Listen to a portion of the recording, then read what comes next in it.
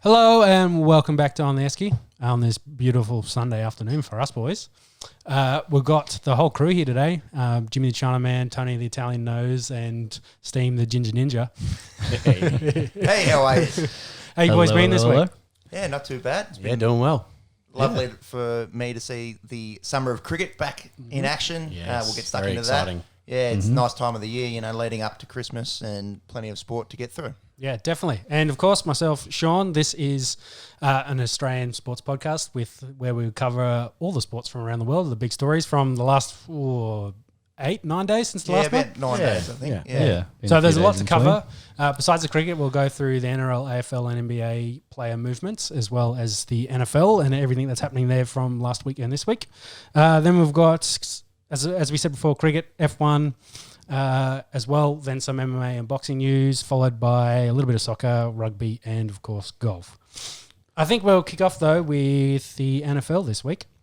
And before we get into this week's stories, we might as well go through and tackle last week's games to start off.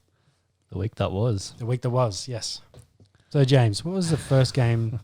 I think we covered the... So we were Friday night last time. Yeah, so we talked we've spoken Seahawks about- and Cardinals. We covered that. That was So a Thursday nighter. let's go from Sunday. Seahawks getting up in that one. Yep. So then I suppose, moving straight on to Sunday, which was our Monday. First game of the week was Philadelphia losing to Cleveland, 22-17. Horrendous weather conditions. Yeah, as we thought, and that's why we backed Cleveland, so good pick by us. Cleveland and unders. Done well there. I don't think there was any really major stories that come out of this game either. Yeah, they're 7-3 now. I think they've had 3 games at home, so their harder streak probably begins coming up in the next few weeks. But in a good position for long-suffering Browns fans. Yeah, indeed. They should really be playing playoff football. They'll be in the playoffs with a 7-3. Yeah. And with the Kung Flu raging in Baltimore, they might have a chance to possibly nick second in that division.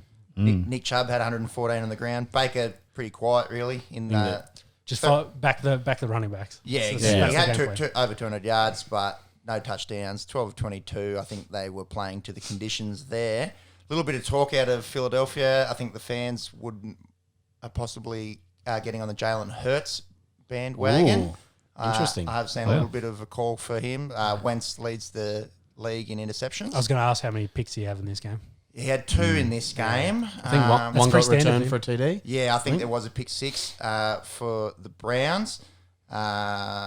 Sione Taki, that's a linebacker. Yeah. I think he took it 50 yards for the score. So definitely a case to be made. Wentz leading the league in interceptions. He really hasn't been the same since his injury. Has he? Yeah, he had some recovery games when he first came back, but since then he just Not the hasn't been the same. consistency. But look at his offensive line at the moment. I think Ravaged. Peters was going to play left tackle. I think he's now playing right guard, and they've just Lane Johnson out for the year now, I think. Yeah. With that ankle injury. So Yeah. Zach Ertz has missed the last 3 or 4. That's huge. They're like, who are their receivers? Well, yeah, they had Deshaun and Jeffrey, and both of them got hurt. So. Yeah. So Jalen Regal led the wide receivers with 52 yards. Dallas Goedert had 77 and a touchdown. He's a pretty handy replacement for Ertz. But, that Travis Fulgham's not been bad this year. He was very quiet He's on the week. getting fed. Very quiet on the weekend. Maybe the weather had something to do with that. He had 7 targets for 1 catch and 8 yards. Glad I left him on my bench. but they're still in the race in their division. That's right. In that poop NFC East, anyone could... Still in the race. could come out, which is crazy considering they're 3-6-1. Probably enough time spent on that game. Let's move on. Right, next one. Looking forward to seeing Cleveland in the playoffs. Said no one. Oh, no, I genuinely am. It'd be very interesting. So after that, we had New Orleans at home beating out Atlanta Falcons 24-9. Yeah, smashed them. Big story out of this was Taysom Hill getting his first NFL start in Drew Brees' absence with... What do they say? Like 9 broken ribs he's got. Like He's on Something injured like reserve that. now, so he got smashed. he's going to be out for a little while. I think what we said last week, they run the ball and play good defense. So, and that's exactly what they did. I think they had 8 sacks. Yeah, 8 sacks. Yeah. Matt Ryan was running for his life all day. I think Cam Jordan got him 3 times. Then Taysom punched it into the end zone twice. So, they keep that formula going. And, The old Wildcat. that's right. So, Well, Tyson didn't look too bad. He fed Mike Thomas as well. So I don't think any of the other receivers did overly well, but he definitely fed Mike Thomas, which is Sanders a good had game 4 plan. for 66, but Mike Thomas had his standout game of the year, 104 yards on 9 receptions from 12 targets. It's a pretty simple formula, isn't it? If you play good defense and run the ball well, you And throw it to Mike when you need to. tend to win games. Holding Atlanta to 9 points is impressive. We've been sort of speaking about it on the show the last few weeks that Saints D is underrated and this and that. They're a legitimate force in the NFL. Yeah, definitely. Coming out game for them this one. Yeah, for sure. Matty Ice, not quite himself. He was just over 50% throwing the ball. No touchdowns. didn't have 2 Julio picks. for most of the game, hamstring strain, which he's been on and off again Very frustrating most for of the the season. steamrollers. Yeah, that's right. Once you're on the steamrollers, you've got an injury bug. So, I think it was Calvin's first game back as well. So Yeah, and he was good. He had 5 for 90 on 9 targets. But those New Orleans Saints, they look to be one of the main contenders in the NFC. so he'll keep the start, and he gets a W, Yeah. and he'll start again. And we were just mentioning pre-show, some of Hill's athletic numbers are ridiculous. He ran a 4.44, which is like elite running back level in the NFL. And just some of the stuff like that he's done, like I knew he was a Swiss Army knife, but I was having a good read about him during the week. He's like their main gunner on punt returns, Yep. so runs down and makes tackles. He had 6 receiving touchdowns last year, 500 yards catching the ball. Wow. Like that's a good tight end season. Yeah. He's a freak. He's like, he's a freak. And we were questioning was he worth that money that he's on a few weeks ago. he is now. Seems like he really is. Yeah. 100%. Yeah. My quick Google, Zeke ran a 4.46. There you Okay, go. wow. So their 6'2" quarterback is as fast as Ezekiel Elliott. Yeah. Crazy. Very good. And makes tackles on special teams. You wouldn't see Zeke doing too many of those. No. Next one, James. No. So moving on from there, we had Washington at home beating Cincinnati Bengals 20-9. So 2 big stories from this. Alex Smith gets his first win back, and I think Washington's now in the lead of that division. Yeah. They've got 4 wins. Yeah, so we are broadcasting After Thanksgiving. Sunday Australian time, and Washington won on Thanksgiving. Yes, We yes. will get to that in So a is sec. that back to back? Yeah, wins? two wins in a row for the football team. Yep. And obviously the big one coming out of this, Joe Burrow, ACL, MCL. Done for the year. He's done for the year. Very unfortunate. Was probably looking at a possible Rookie of the Year, playing really well. Yep. Probably between him and Herbert. Yeah. Really, isn't it? Yeah. And you'd probably say Herbert leads that. Although Justin Jefferson's having himself quite A few of the young receivers are. Yeah. Jefferson's numbers, Randy Moss-esque, if you have a look at his rookie season. Yep. That's Wow. another conversation possibly for a later date. Man, FedEx Field. So That's where it happens, isn't it? Yeah. that's RG3. RG3. That's where Alex Smith had his Smith. Burrow. I think going back, there's it's a bit of a hoodoo. Interesting And to it's see grass. It's grass as well. It's not turf. So how he recovers, because we mentioned that Wentz hasn't been the same since his injury. I saw something that Deshaun Watson also did his ACL as a rookie, and obviously he's come back and played good football. So, and apparently Watson reached out to Burrow after the game. So hopefully Burrow can come back like Watson has and come back to full strength and lead the Bengals, because they're probably not going to win too many more now. They're gonna, Brandon Allen's now the starter, and he played a couple of They're going to games have for another Denver high last year. draft pick for sure. So rebuilding franchise, but that's all right. yeah, and our well wishes go to Joe. Nice to see after the injury, players from both teams really getting around him. Yeah, definitely. Yeah. A few of the old Ohio State boys. I think he was playing against some of his old Chase old Young. teammates. Yeah. Yeah, so really nice aspect of the game.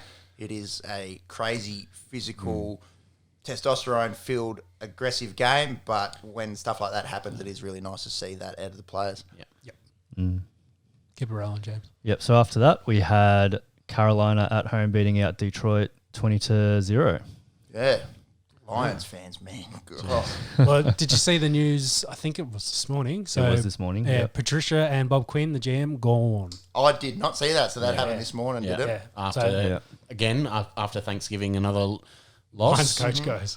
Yeah. That's, I think, 4 games they've lost on Thanksgiving or crazy. 4 in a row. Yeah. Yeah, some crazy stuff like that, yeah. Wonder what the go is with Detroit, and because they obviously always get the Thanksgiving game. Yeah, they do. Might be something we could look into. Just a historical thing, Yeah, I think. historical thing. For 60, 70 years they've got it. But Yeah. Yep. So another story out of this game, PJ Walker, Carolina's backup, got his first career start and first career win. Mm-hmm. So he was with Matt Rule at Temple Yep. when they're both there, Yeah. 2013, 2016, and then had some success with Houston Roughnecks in the XFL that kind of got him this opportunity at Carolina. He was the best quarterback in the XFL. by Yeah, far. and and What so a name, the Roughnecks. yeah. Apparently it was like it's like a something to do with oil and mining kind of thing. Yeah. But he was cut and re-signed by the Colts 11 times in between 11 college times. and then the XFL. So 12th time lucky for Yeah. PJ. So good to see him get the start, get the win. Yeah. That Lions offense, which is really the strength of their team, to get 0 points was not something anyone really expected or saw coming. So I think got the defense to help him out to get the was win. Galloway a late Late scratch for Kenny Golladay and DeAndre DeAndre Swift. Swift, Yeah. obviously. Yeah, out. of course, because Yeah. But yeah, man. Phew.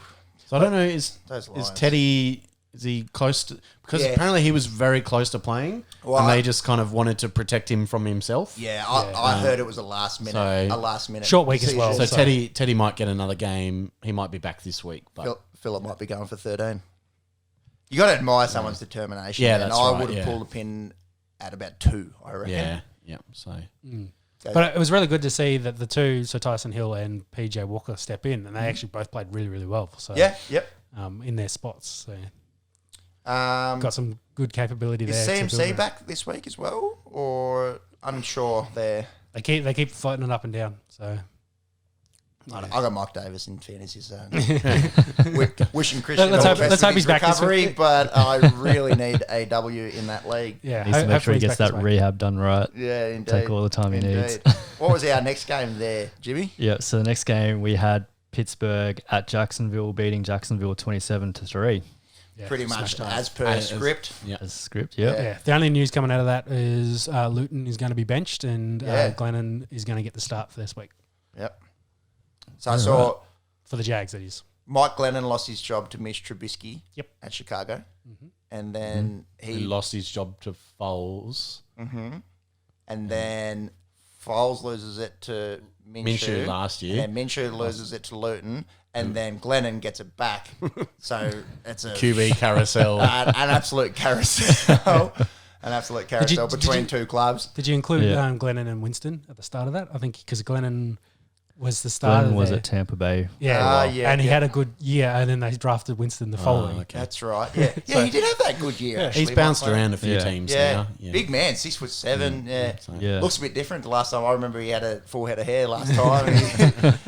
He's running the Chrome Dome and the Ginger Ninja beard. So it'd be interesting to see how he goes. They're, not much chop, are they? They might be in the Lock in in the Trevor Lawrence Bowl with the New York That's Jets. right. Lock in another top 5 pick that they'll trade away 3 or 4 seasons Yeah. after they've picked them, like Fournette and Ramsey. Yep. Yeah. I was watching some highlights the other day, and it was like the 97 Jags, I think, maybe Yeah. 96 Jags. They were like, They shocked Denver to win in like the first championship game, which I think was 95-96 season. yeah. So Denver would have had a three-peat basically, but the Jags. shocked them. Yeah, so the I think Jags they beat went them like that first 14-2 that year. Yeah, so Denver won that was like their best year, their best team, and Yeah. then Denver won the following 2 Super Bowls. Yeah. But the Jags shocked them at I home. was like, what? Wow. The Jags were good. Yeah, back when they Under were good. Tom Coughlin. Yeah, Fred right. Fred Taylor, running back. Yeah. Don't know who was playing quarterback, but I'll think about it and get back to any any quick Googles of the 96 Jags? Or Dave Gerard or something. Oh, Gerard? yeah. David Garrett. But I think that was, African-American it was fella. before his time. Wasn't not Byron recent it wasn't news, Byron so- Leftwich, was it? Might have been their last No. winning quarterback. Yeah. Oh, well, there was a few years ago where they had that, when they were Saxonville, when they played pretty good. It was that 1 year. Yeah. But, it's a pretty sad Bortles franchise. definitely didn't have an overall winning record when he was there. No. And a pretty sad franchise Yep. outside of that. Moving on.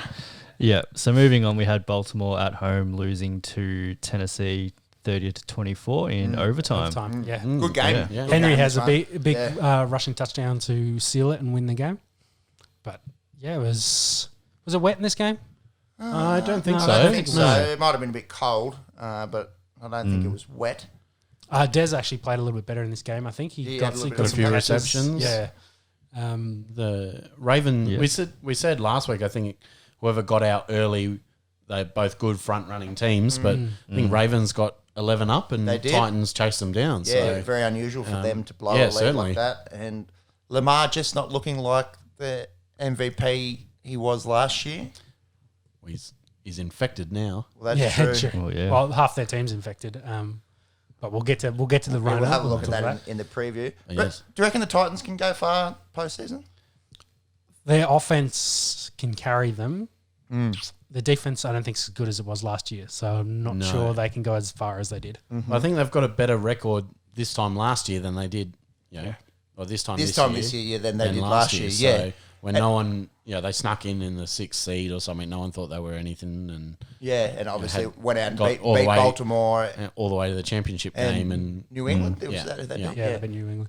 Yeah. I can't remember what was the quarterback's name before Tannehill? I've had Mariota. Mariota. Yeah, so Mariota played, I think, the first 6 or 7 Yeah. games Ah, last that's year. right. And then Tannehill started to get on a bit of a heater. Yeah. I like the way they're built for playoff football. yeah. Down the road. With a guy that doesn't turn the ball over very much, very run heavy, kind of risk averse. Yeah. I don't know. Like, obviously, it's going to be hard with the Chiefs and Steelers playing the way they are, but maybe don't rule them out.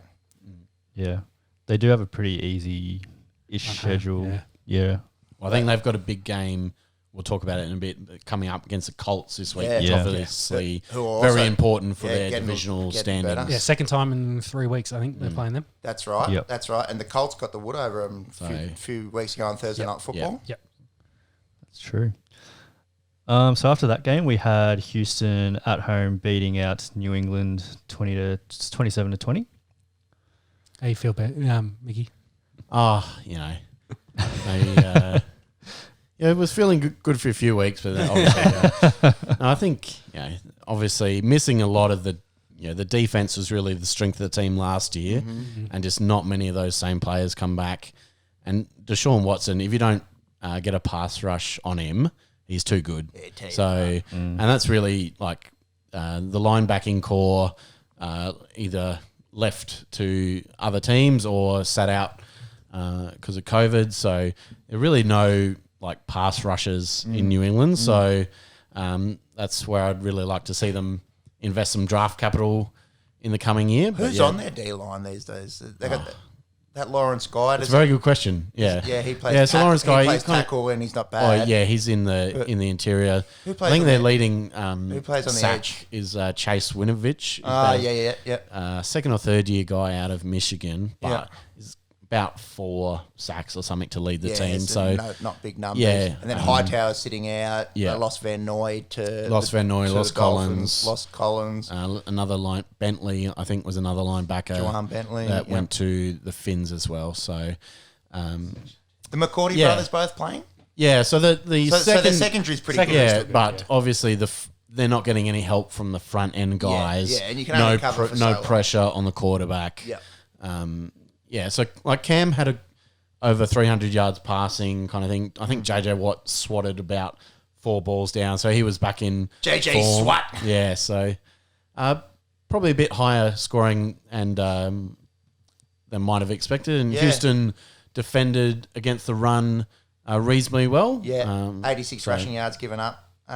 Cam 365, 26 so- of 40. Yeah, Yeah, because they got He was throwing the behind, skin. by a couple of scores, and then had to pass. So, That that's Demir really Bird had that's a- how you want to play against New England. You want to get in front and make them throw, not make them run. So,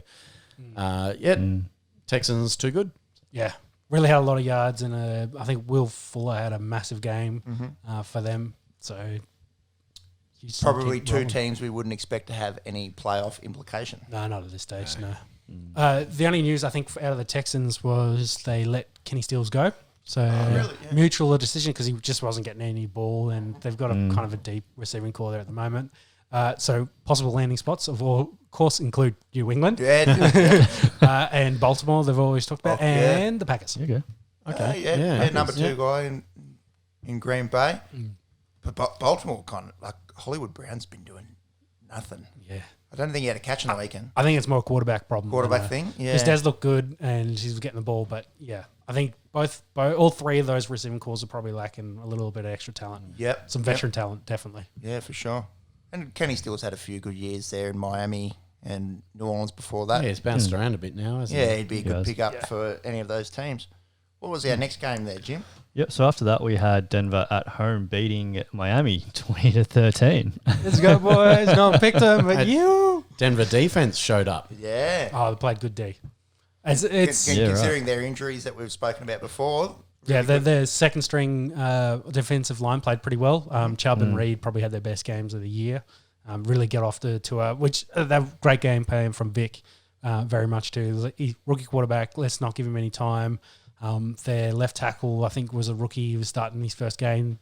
So their offensive line was banged up. So they went after him. They blitzed a fair bit and didn't give him any opportunities. What'd you make of the Tua benching? That's probably the big story to come out of this game. He took a sack before that and it looked like he rolled his ankle a little bit. Do you think it was an injury prevention type thing? Possibly. He was taking shots and he might have been a little bit hurt after that, and he was hurt through the week, I think, with a hand injury as well. Well, that's come since the game, but it was about 5 or 6 times that he'd been sacked. So whether you just put old man Fitzpatrick in, but protect and him. Locke got a lot of help from his ground game for probably the first time the whole year. Yeah, 189 rushing yards, 2 touchdowns. I think all Gordon and Lindsay of Denver's wins, of course, have come from like Lindsay getting 15 plus carries and gone over 100. So that is the game plan. You got to run those guys and help him out so he can make the throws he needs to. He threw a pick on the first series, but he came back and played better throughout that game, and started connecting with some more of the guys and getting them more involved and got more confidence as the game went on, which was good to see. Sean, you might be able to enlighten me. Who is Tim Patrick? So Tim Patrick, I think we talked about this a couple of weeks ago when he had another big game. He's been the third or fourth guy. Big unit, 6'4", got a massive wingspan. Just always been on the team, was kind of the journeyman. But with Sutton out, of course, and Jerry Jeudy kind of taking the one duties, he's the number 2 at the moment on the number 2 guy. And they got Hamler that plays the slot, and Deshaun Hamilton, very similar kind of build as slot guys. So he's the big unit outside, number 2. The big outside target. Had a good game, 5 receptions, 119 yards. Yep. Maybe someone to keep an eye on if he played a little bit of fantasy football coming into playoffs. Yeah, a sneaky little lad because he's really, if Jerry's covered, Jeudy that is, then he's definitely getting fed a lot of the ball. Fant's kind of he's still getting a lot of targets and a decent amount of ball, but they do spread around with the tight ends, especially when they've got Gordon and Lindsay going. They run their 2 tight end sets, so they spread it around to the tight ends. Who's the second tight end? It really depends. I think it's been Nick Varnett as the other one, but he's kind of pretty average, so I wouldn't look at him for anything special.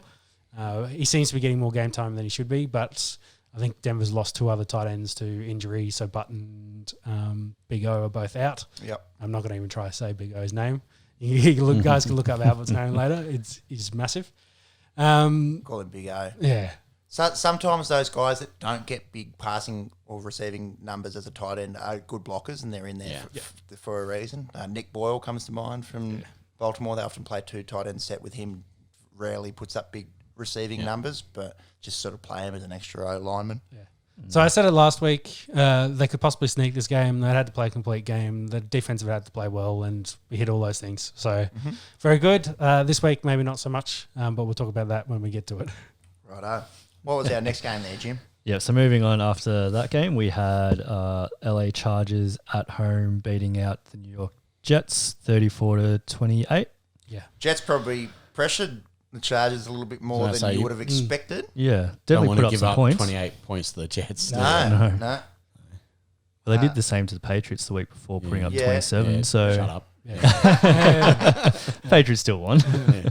Obviously, Joe Flacco that's his second start now I think so. with Darnold. Had a very, very bad pick six early in the game. Classic Falcon. Yeah. So, Herbert continuing putting up big numbers. Yeah, as we mentioned a few minutes ago, most likely the rookie of the year now. He had 366 passing yards, 3 touchdowns, no picks. Yeah, his touchdown to pick ratio is pretty good. Yeah. So I think he's 20 something to I think he's the only rookie ever to have more than 3 games with 3 passing touchdowns in his rookie season. So putting up big numbers, and good to see them actually close out a game and get a win. Yeah, rather than choking. Speaking of big numbers, destroyed my fantasy team. Big Keenan Allen. How many receptions did he get in the end? 16 receptions, 145 yards and a touchdown. Thanks for coming in a PPR format. Very, very deadly. Killed you. Shout out to Pappy's Tiny Dancers. If you're listening, well done on the win. We were thinking that's right up there. Who had the record? Brandon Marshall, 21. Yeah. That's a massive game. Okay, I think that was in the Super Bowl as well when they lost the Seahawks because really? they were just feeding him the ball at that point. Yeah, right. Oh, maybe maybe it was a little bit before that. I've got to check my history. Yeah. Or was it Jay Cutler game? It was one of the games where Max, can you just have a look? it was a losing game. but they Brandon just Marshall, 21 fed him the receptions. ball. Yeah. Because they only scored 7 points in that Super Bowl, didn't they? Peyton Manning was a quarterback at that point in time. Yeah, DT and Decker. I think that's right. I think it was DT and Yeah. Decker. So I think Marshall might have been Good a year or memory two there, before, yeah. which would have was it Jay Cutler season?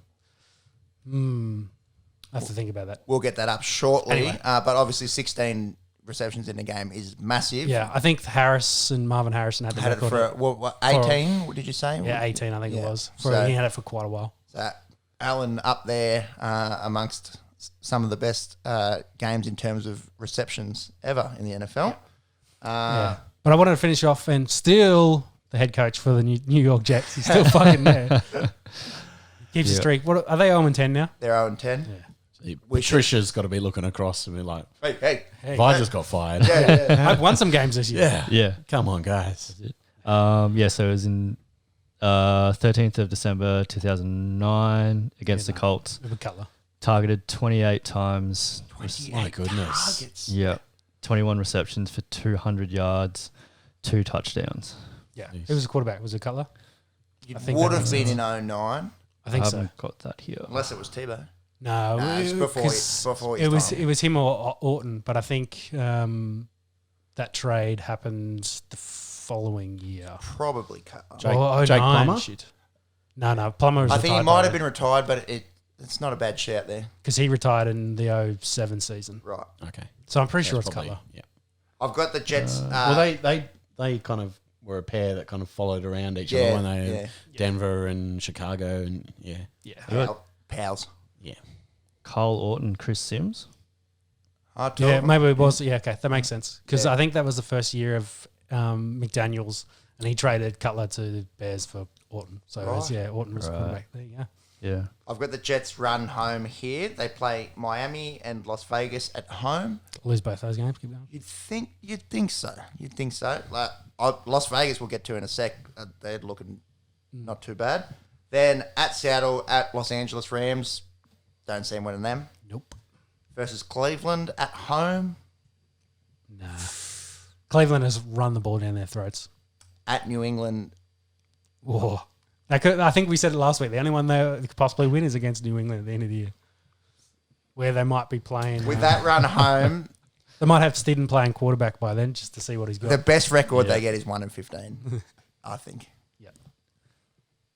What was our next game there? Yep. So after that, we had Indianapolis at home beating Green Bay in overtime, 34-31. Big game. Yeah, this good though. We tipped this to be a good one, and it Yeah. turned out that way. Sure did. And the last few minutes, I don't know if you guys caught it, it was absolute mayhem. Like Rodgers just drove the ball down, like as he does, to take the game to overtime. And then they get it into overtime. He throws a completed pass to Marquez Valdez-Scantling. Yep. He coughs it up. Fumbles. Yeah. Indianapolis gets the ball on about the Green Bay 35. pretty easy field goal. Obviously, if you don't score on your first drive, field goal wins the game. Yep. So it's essentially MVS lost the game for him. Pretty shattered on the sideline there. He's trying to sort of establish himself as a number 2 receiver. Yeah, and he's had a better couple of weeks as well. So yeah, he's a really good deep threat. He's quite fast Got speed. and hauls speed and size. holds the long ball in well.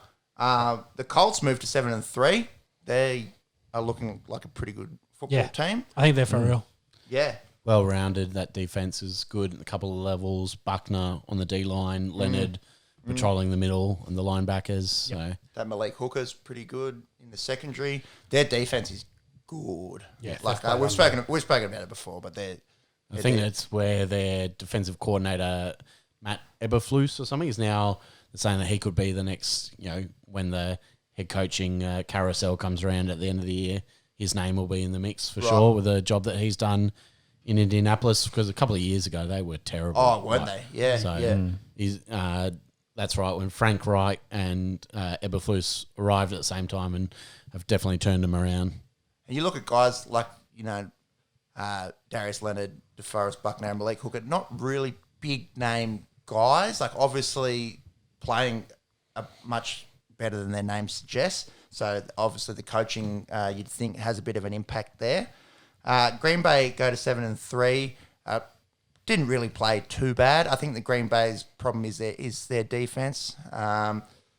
They did give up a little bit there to the running game of Indianapolis. They ran the ball for 140 yards. Phillip Rivers had 288 yards, 3 touchdowns, 1 intercept. He's been a good pickup for them as an old man. Yeah. Saw a good thing like this week with Rodrigo Blankenship, the kicker from the Colts. A photo of him next to DK Metcalf. The gym photo of DK, and they say, "What a great sport that these two guys are both professional athletes in the same sport." He's quite wiry, Blankenship. Let's put it like that. And the goggles on definitely add to. Mind you, good kicker. That's right. Yeah, he's been killing it. So. Kick the game winner for him. It's a bit of a rap career as well. You're joking. I think he's got someone sitting on SoundCloud out there. So Really? What's his rap name? I think it's Blanco. Blanco? Yeah. Okay. So might have to look Something that for one up. next week, perhaps. Maybe. Bit Opening of Rod Blank. jingle. Very good. What was our next game there? Yeah, so after Colts and Green Bay, we had Minnesota at home losing to Dallas. Yeah, so Andy Dalton's first game back.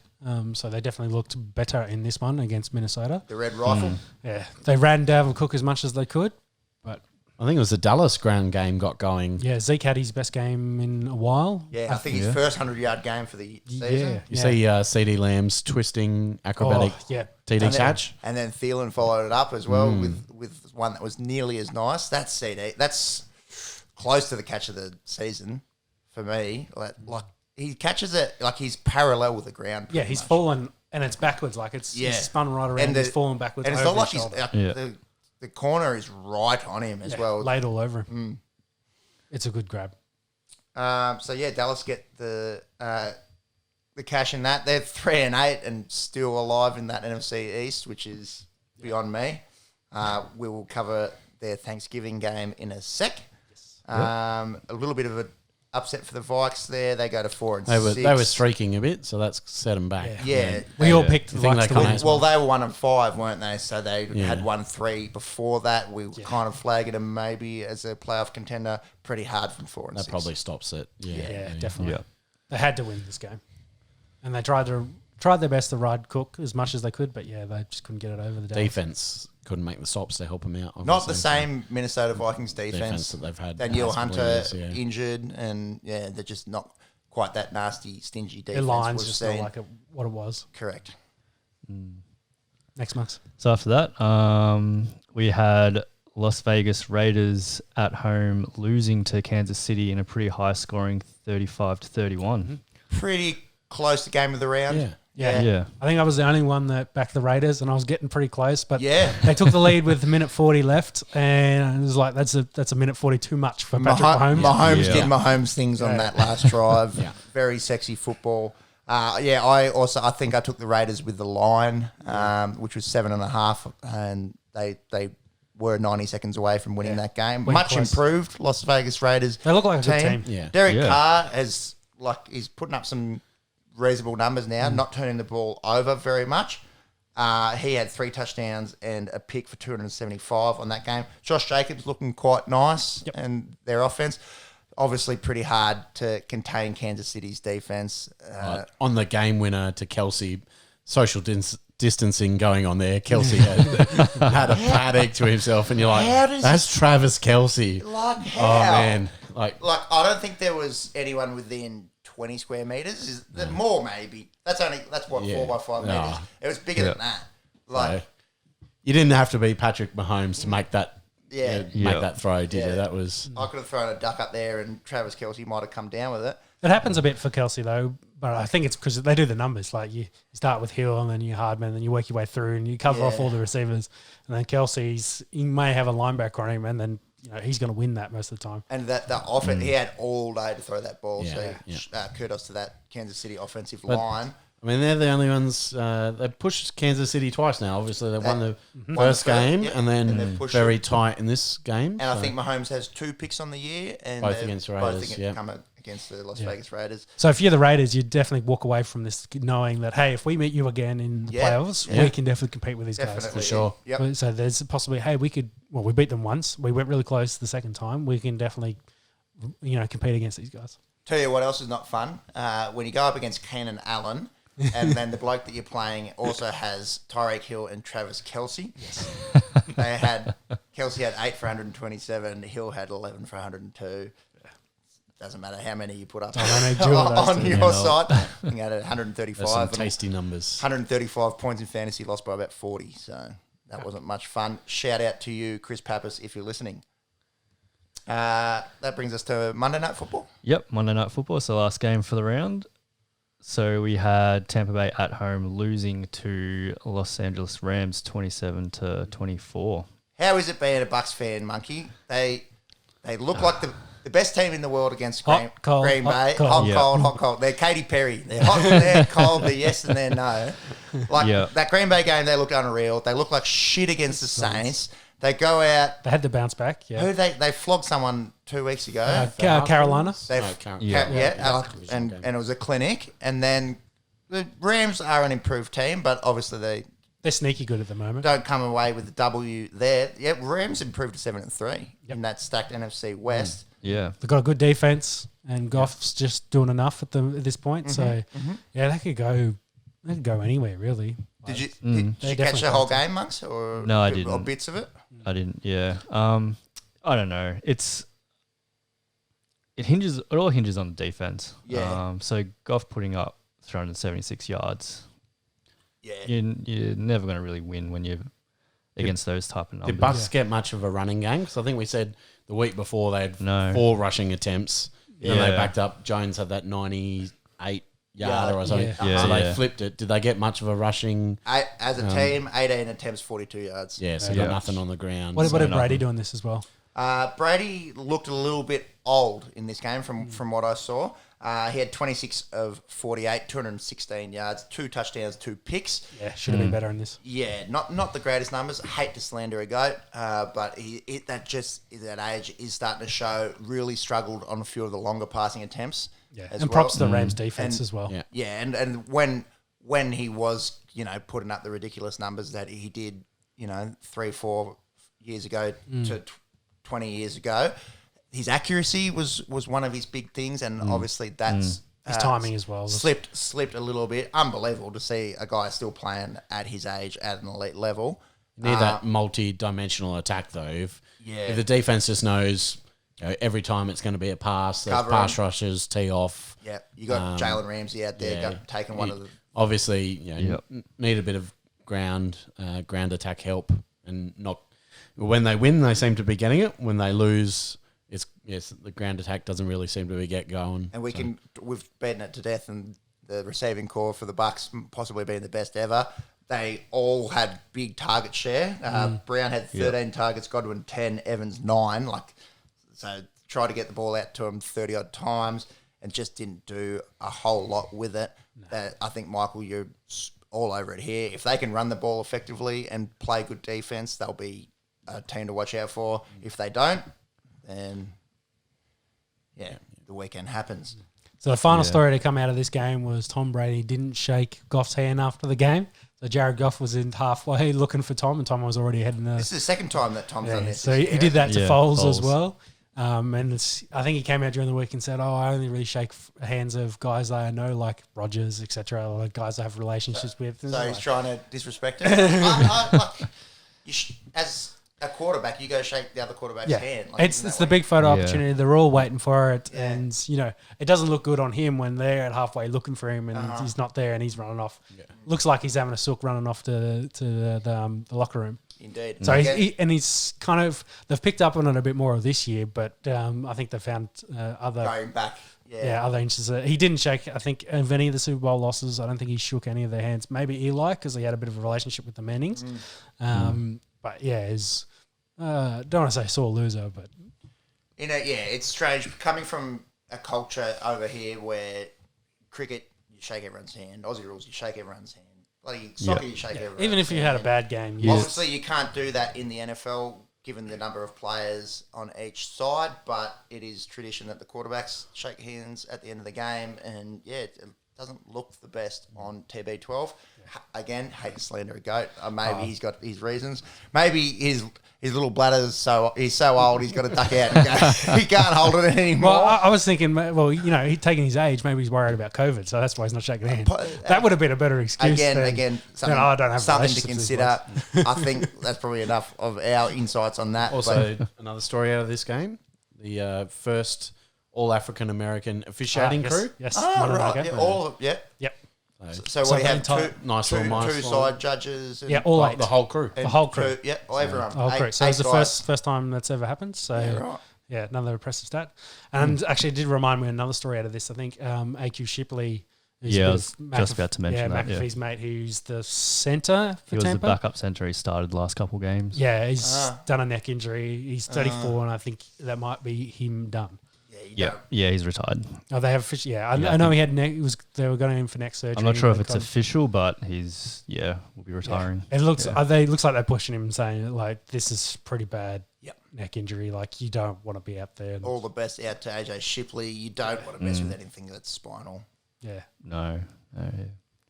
Definitely. And that wraps up week 11 in the NFL. That does. We have had it being Sunday here at time of broadcast. Thanksgiving went ahead. Only 2 of the 3 scheduled games went ahead due to coronavirus absolutely ravaging the Baltimore Ravens, and there's big implications for them that we'll get to. Yeah, let's talk about the games soon. First. What was our first game Thursday night? Yeah, so Thursday night, our Thanksgiving games. So we had Detroit at home losing to Houston 25-41. So Houston are on a bit of a bounce back since they got rid of O'Brien. Yep. They've won their last 2. Yep. And I think they're 3 from 4 as well. Yep. In the last 4. Yeah, I believe JJ got a pick 6. Mm-hmm. Yep. And Deshaun 318 passing yards, 4 touchdowns, no picks. Same thing. Thank you. Give him time. Yeah, if you can't rush him, he's pretty good. Yeah, Will Fuller had a big game as well. So. And of course, as we mentioned before, that resulted in the Lions clearing out their front office. I'm not sure who their interim is going to be at the moment. I'm assuming one of the... I think it was the offensive coordinator. Yeah. Yep. Right. Can't remember his name. But I don't like their chances going forward. But generally, so we'll have to talk about their upcoming game, but you fire your coach, you usually win the game after. That's kind of the general rule. Maybe that's what the Jets need to do and they'll win a fucking game. That's why they're not firing Adam Gase. So they need the number 1. They need that 0-16 record. Exactly. They're going to guarantee it. So we're going to fire him after the last game. Yeah, done. Yeah. So then they don't get the the enthusiasm bounce back. Yeah. But yes. So Lions bad. Houston getting better now that they've gotten rid of Bill O'Brien. Both these teams you wouldn't think would have any playoff implications. No. The next game that we talk about, both teams obviously could be playing playoff football in the NFC East. Who do we have, Max? So we had Dallas at home losing to Washington football team 41-16.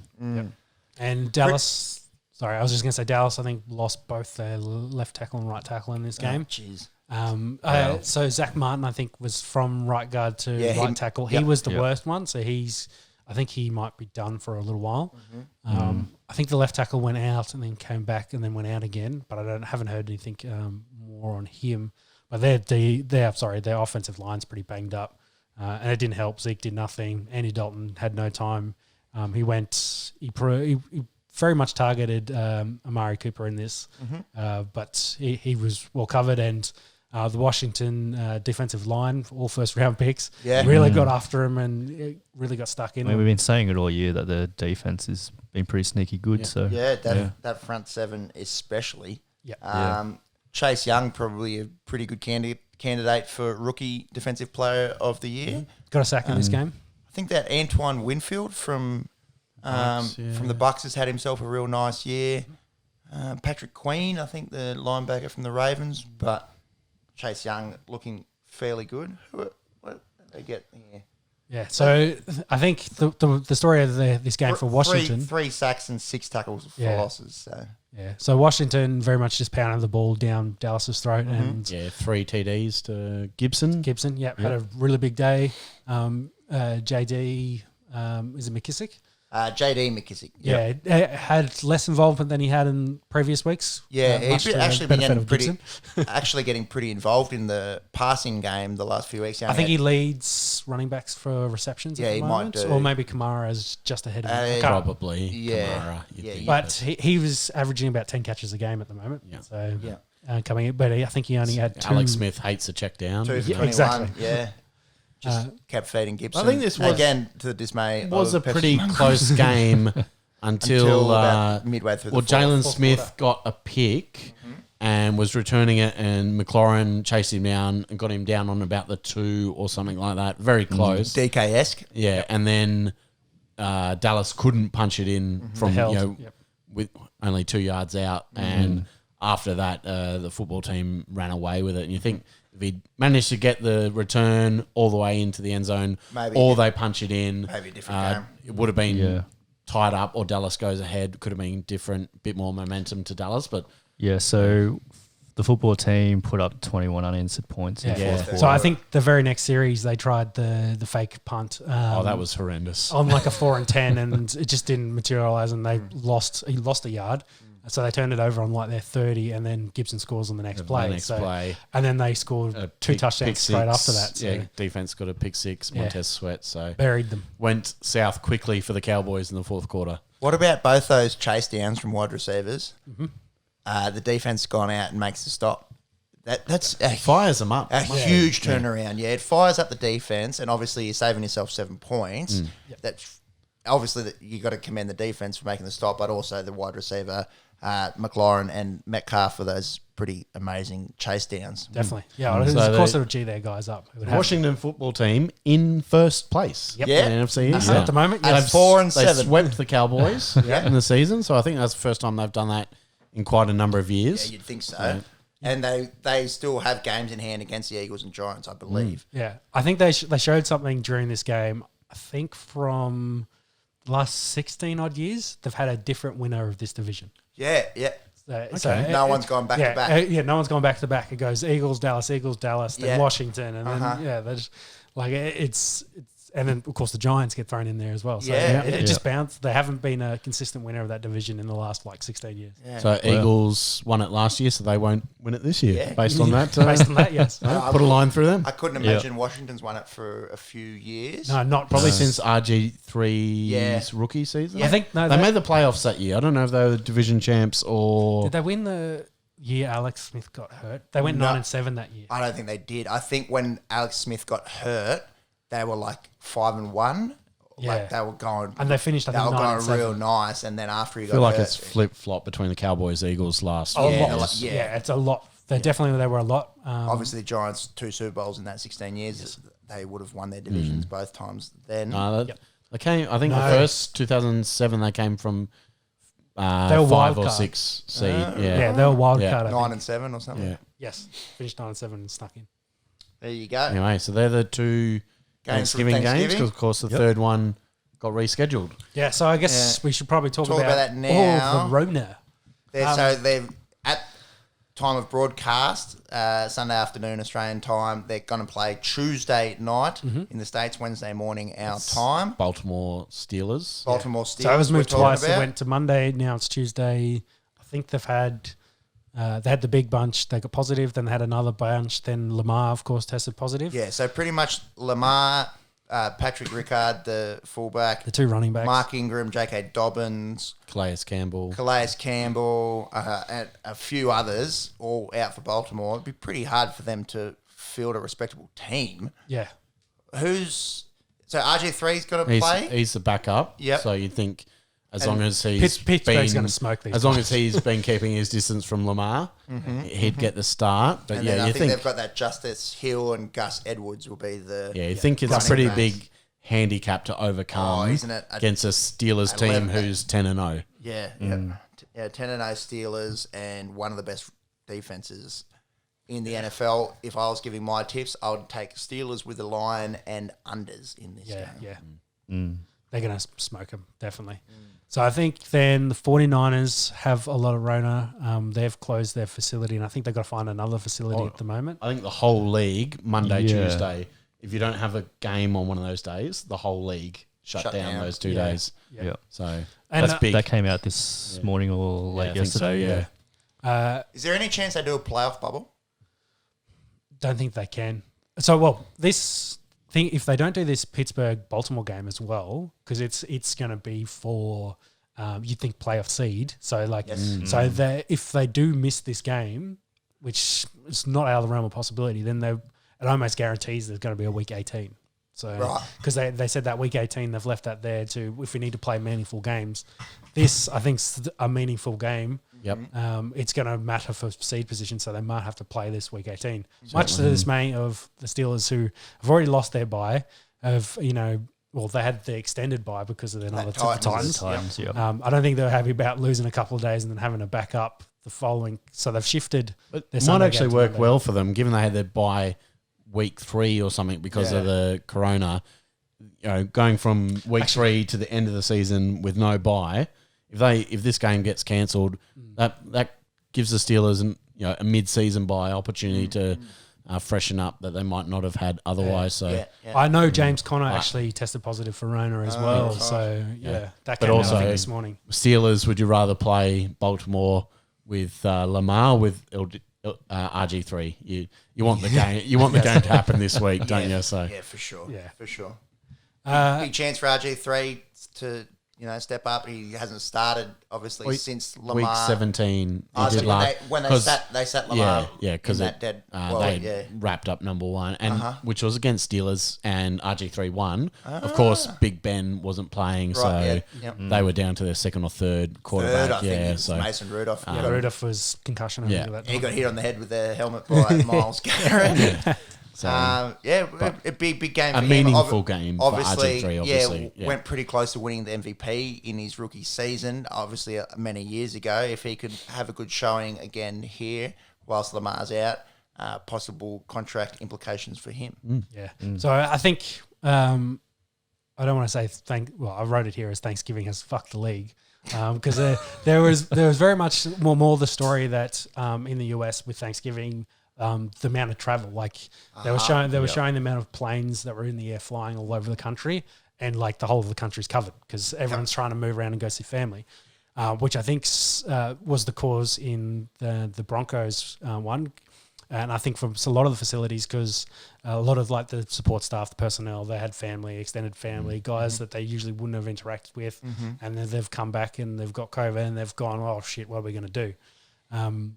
So.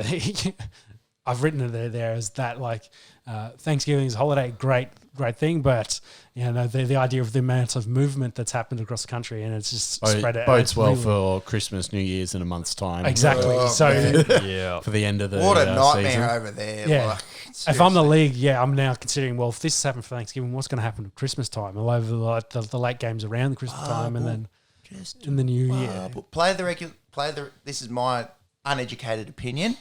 Play the season and then just get all the teams in a bubble. It worked really nicely for the NBA. Obviously, it's a completely different sport when you've got Size is probably the difference as well. 53 players and 20 to 30 staff. It's more now with the practicals and all, and the stuff and that. Like, I think each team would probably be closer to maybe that 150 to 200 number, depending with on their staff, with all their staff, with all their players, with everything that goes on. And you want to just do everything to minimise. Like, surely. I don't Well, that's why they keep updating the restrictions like every week. They're always like, we got to do this, we got to do this. So, and if they go to that week 18 game, I think they'll also go to an 8-team 8-team playoffs. Playoffs as well. Yeah. Okay. Pretty interesting. So 16 teams would be hard to put into a bubble. Yeah. It'll be hard to do 14 or 12. Yeah, well, you're talking that's almost 3,000 people in total. Yeah. Yeah. So, yeah, it's very, very hard to do. Unless you find some backwater, county or something that's just got enough room for them, that's got a big enough stadium, and you just put them all there, and then they don't have to worry about Hire out the entire Las Vegas Strip, that new Las Vegas stadium. Tell everyone else to piss off out of Las Vegas, and it just becomes NFL City or something. I've seen a documentary. But also, do you want all those NFL players in Las Vegas? Yeah, I think they'd have the discipline after a loss when they bow out. That could be an interesting night out in Las Vegas. I've seen a documentary before on Barrow, Alaska. It's the most northern football field in the world. I don't know how that goes in January. It'd be pretty cold. Chilly. I'd reckon. It's literally like it's on the Arctic Ocean, but their high school team plays up there. Shout out to anyone listening from Barrow, Alaska. Maybe they just send the boys up there and get them to play. Good luck. So to finish off on the Rona, probably our other big story was with the Broncos. So Jeff Driscoll tested positive a couple of days ago. So he's their backup QB? Yeah, normally? yes. Yep. Second or third him string. and Brett Rippon. Yeah. and What's the Rippon. go with Drew Lock? So with Lock, Rippon and Bortles, who were the other three, so they didn't originally isolate them, send them home. I think the league actually reviewed footage and found that they were in contact with him and weren't wearing masks. So they've now classified them all as close contact and sent all three home. So they have to have 5 days of negative tests, which is why they haven't moved this game like they did the Baltimore game, because it was a slightly different situation. But they've all been ruled ineligible. So all 4 quarterbacks that are on the Denver team are ineligible. Yikes. So they're talking either it's going to be Royce Freeman, who was the emergency quarterback. Wildcat the whole game. So he's the running back. And they have Kendall Hunter on their practice squad as a receiver, but he played in college, I think, as a quarterback. Had like a 55% completion ratage or something like that. So not he's now a receiver, so that probably answers your So question. who are the Broncos supposed to play this week? And they've got the Saints this week. Oh, yeah. So they did have runs a couple of Wildcat players with Melvin Gordon and Philip Lindsay in there.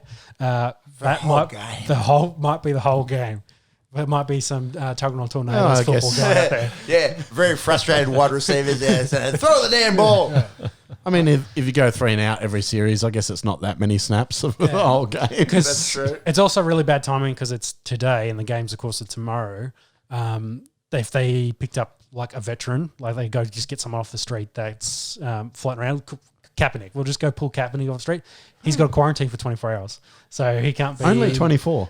Or it's 24 or 48. So either way, it doesn't matter. It's like... That Yeah, makes yeah. 0 sense. Yeah. Anyways, I can't actually get any odds up here for this game. Get so- Romo out of the broadcast booth. Get him down. Get Elway, put a jersey on and run out there. Like, Against that Saints defensive line that got 8 sacks last week. Yeah. Oh, boy. yeah, Oh, boy. This could be nasty. Yeah. And they'll probably be pushing their hardest to get this game postponed. cancel it, move it. Like it's... Especially with the Ravens Steelers game having a big question mark over it and that week 18 possibility. Yeah. I'm sure everyone over at the Broncos is trying to push this game back. But it's like, this is going to be the worst game on television Yeah. if you do allow us to play this. No odds here. They probably closed it because they probably had it at like 130, 140 for the Saints. Right. Everyone's got this and just hammered it, and they're gone, well, shit, now it's $1. Yeah. And or they're just like, Saints are absolutely going to win this game, or they're going to cancel it. So No market there. At Sportsbet, if you're listening and you need a sponsor, an up-and-coming on the Esky, Hammy Goodman, he's Morris boy, works, it's a bit of their promo. If you're listening, Hammy, want to throw some of those Sportsbet sponsorship dollars around, that wouldn't go astray. Yeah, I think the only other Broncos news was Garrett Bowles got extended today for 4 years, so he's going to have a big job against the Saints offensive line. He's a left tackle. Left tackle. Yeah. So they've locked him up for another 4 years. Coming off his rookie contract, of course. He's a fella with a pretty tumultuous childhood, wasn't it? And Yeah. Bit of late into the league as well. But good luck to Denver. Please cancel this. Please cancel this game. So we're all tipping the Saints. I'm tipping the Saints. if it goes ahead. Saints by 100. Mercy rule at halftime. I'm tipping the post. I think this will get postponed. White personally. flag, Mercy. Yeah. Otherwise, they're going to get absolutely pumped. I feel bad for Denver's D, considering the previous week they played, I think, 25 of the 30 minutes of the second half. Like, they're going to be out there the entire time. What other matchups we got this week? That's finished runner talk. Let's run through the games of the week. We've, of course, covered Thanksgiving. We've, of course, covered the Broncos game. Let's go through Sunday. Yep, so the rest of Sunday, we've got Las Vegas at Atlanta. The way the Raiders have been playing. Raiders. Yeah. Maybe overs as well. Yeah, but we did say that last week, and Falcons only able to score 9 points. If Julio's still out, which maybe they're maybe don't touch the questionable, doubtful, what are their stupid system that you have no idea what's happening until Very frustrating for a fantasy coach. Well, they took it all out. Now it's just questionable. But the thing is, everyone's marks are questionable. You have no fucking idea. Exactly. Yeah, so. Set that alarm maybe 4:45 Monday morning. He's on the bench. So I can't trust him. Talent-wise, you think Raiders? Probably the... I'm going to go Raiders in this. Yeah. Yep. And probably avoid the line. What else we got there? So next up, we've got Bills at home against the LA Chargers. Good game, this. Okay. Yeah. Bills at home, though. Coming off a bye. Going to be cold, probably. You'd lean towards Buffalo, but like we said, Los Angeles Rams are 7-3, aren't they? Rams or Chargers? Chargers. Apologies, that changes things a little bit. I should listen. I'll go Bills here. Yeah. Bills. Just they might have figure out. Okay, Keenan Allen got 16 catches last week. Yeah. Maybe we defend that guy. Well, they got double team him. Tre'Davious White. So They've got White and Norman there. Like, I think they should be able to cover their guys pretty well. high scoring, you reckon?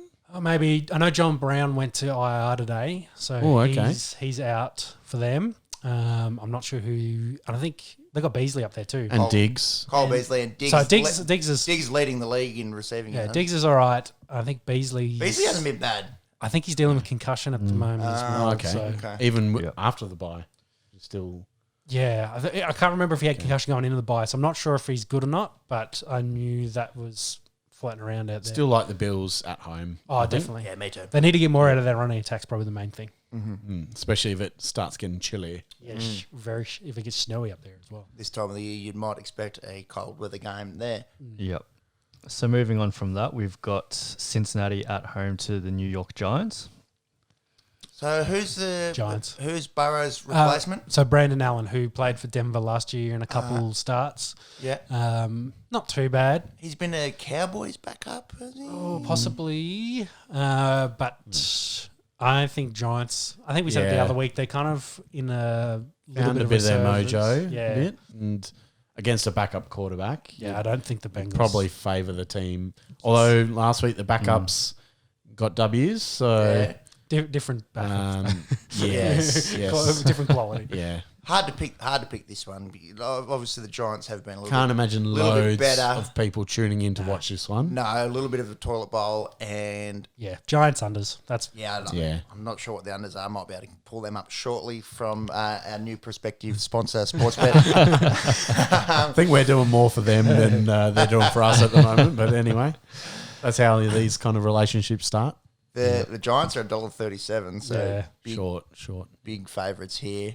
you would think so with the Total match points 44.5. I wouldn't be tempted to take the unders in that.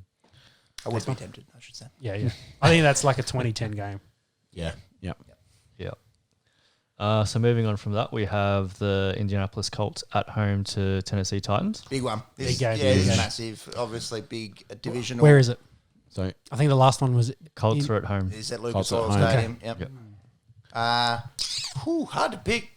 I was when they played 3 weeks ago, I should say, on Thursday Night Football, I was very much into the Titans. They went out and got comprehensively beaten that game.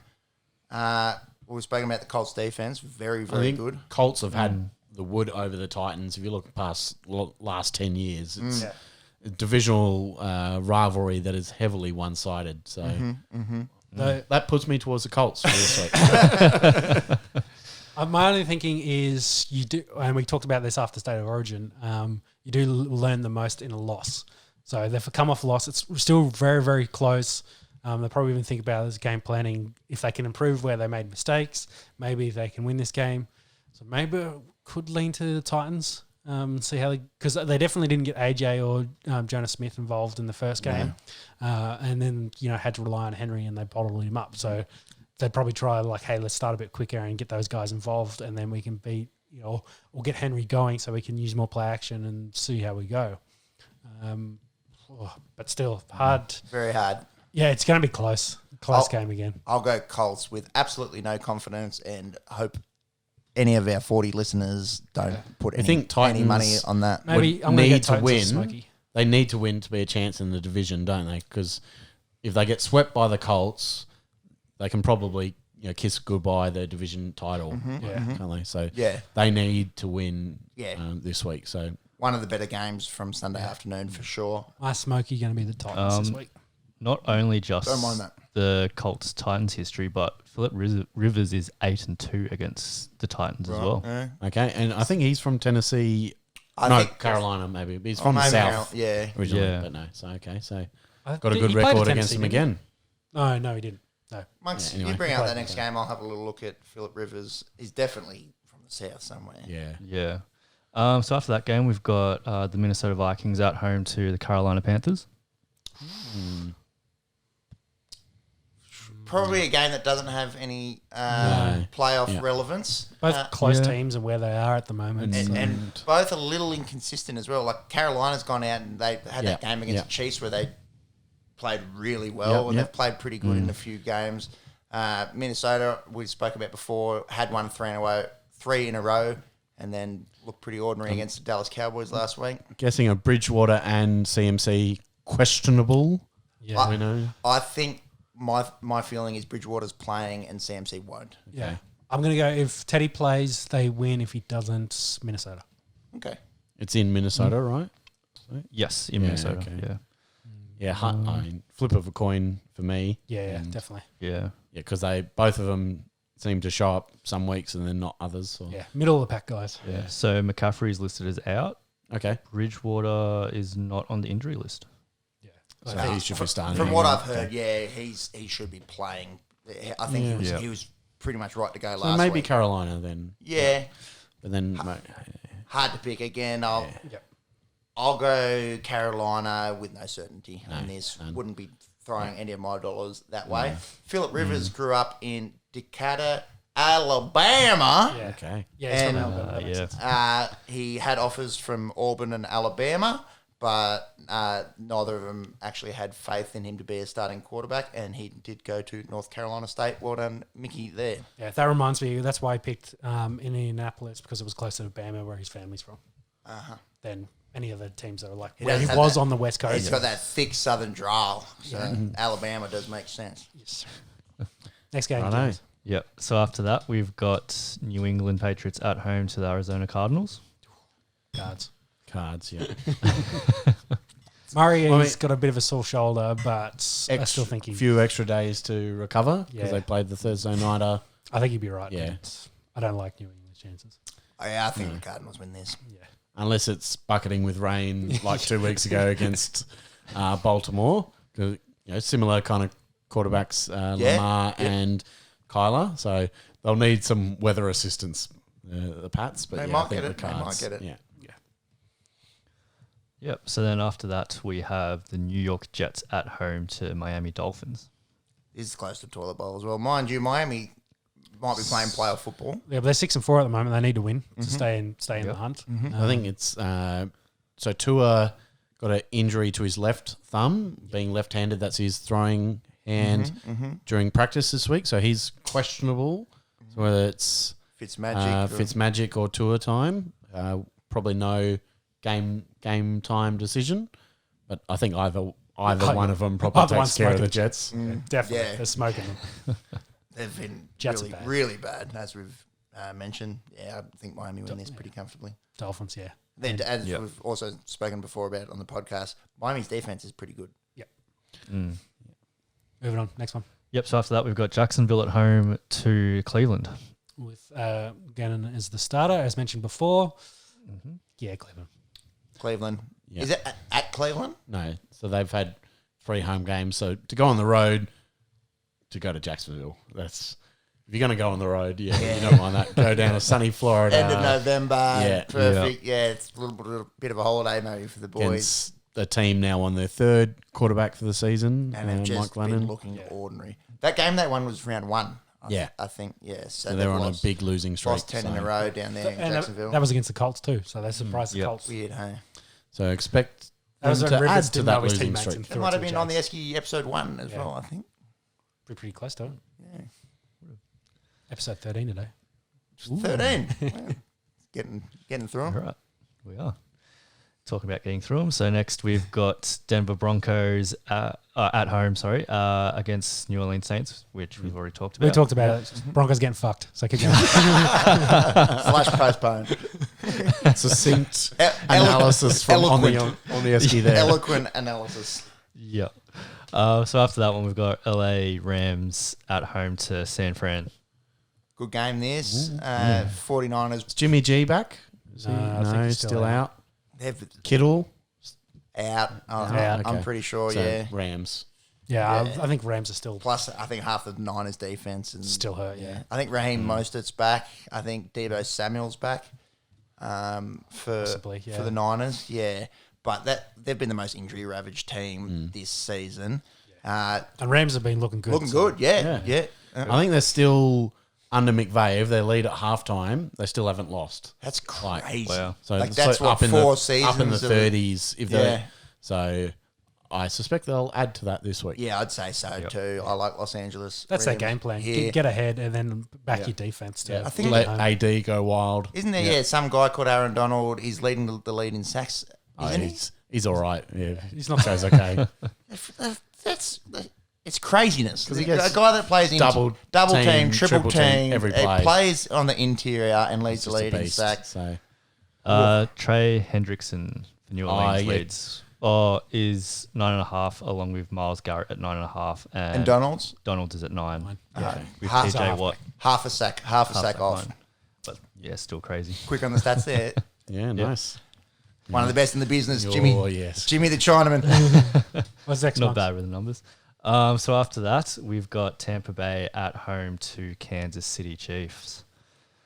Game of the round, maybe. Fairly significant for Tampa Bay. Yeah. Would be. Will be a They've good been game cold, to so watch. are they going to be hot? Well, they've They got to be hot. they've just come off a close-ish loss against the Rams, where Brady and the running game looked pretty ordinary. Where'd they play that game against the Rams? Were they? It was in Tampa. Yes. So are they on the road for this? No, They seem to play in better Tampa on again. the road. In I don't Tampa. know. In Tampa Tampa again. again. Okay. Yep, 2 in a row. They don't I seem to heard play well. during the week that in the last calendar year, Kansas City are 18-1. So, which is why people saying power rankings and stuff. Steelers 10-0.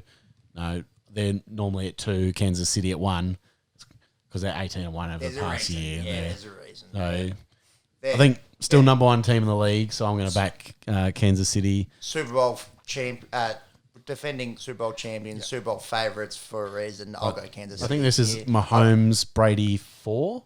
So they've had a couple of AFC Championship games between them. Obviously now Brady in the NFC, but I think might have been 2-1 to Mahomes maybe. Yeah. 2-1 to Mahomes. So, but of it, the one that Brady got was that overtime 2018 AFC Championship. Yeah. Where it was basically whoever won the coin toss was going to win because they were going to score first. So. Absolute points fest, that one. This is a Sunday afternoon game, isn't it? A 4 o'clock Eastern start or something? I don't think start. it's not Sunday night. I've got the Australian Eastern Standard Times here. It's So 8 a.m. 8:25. Yeah, that's afternoon game. Perfect time for me to roll out of bed and watch that one tomorrow. Yeah, it'll be enjoyable to watch. I think that You want to take the overs on that? Right? Yeah, I think Pepper was gonna say it'll be a overs. It'll be a high scoring. I expect. really high line, I'd imagine. I'll just bring that up from our Obviously, Kansas new City sponsors, Sportsbet.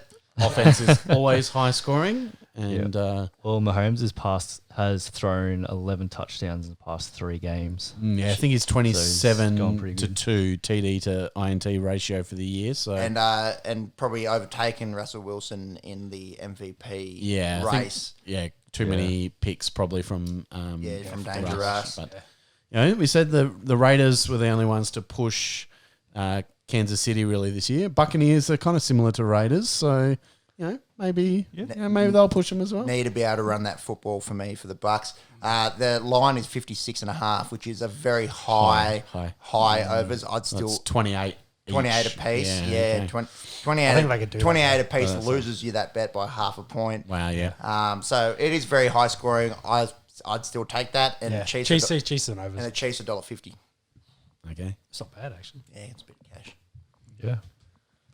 Thanks, Sportsbet. Possible new sponsors at Hammy Goodman.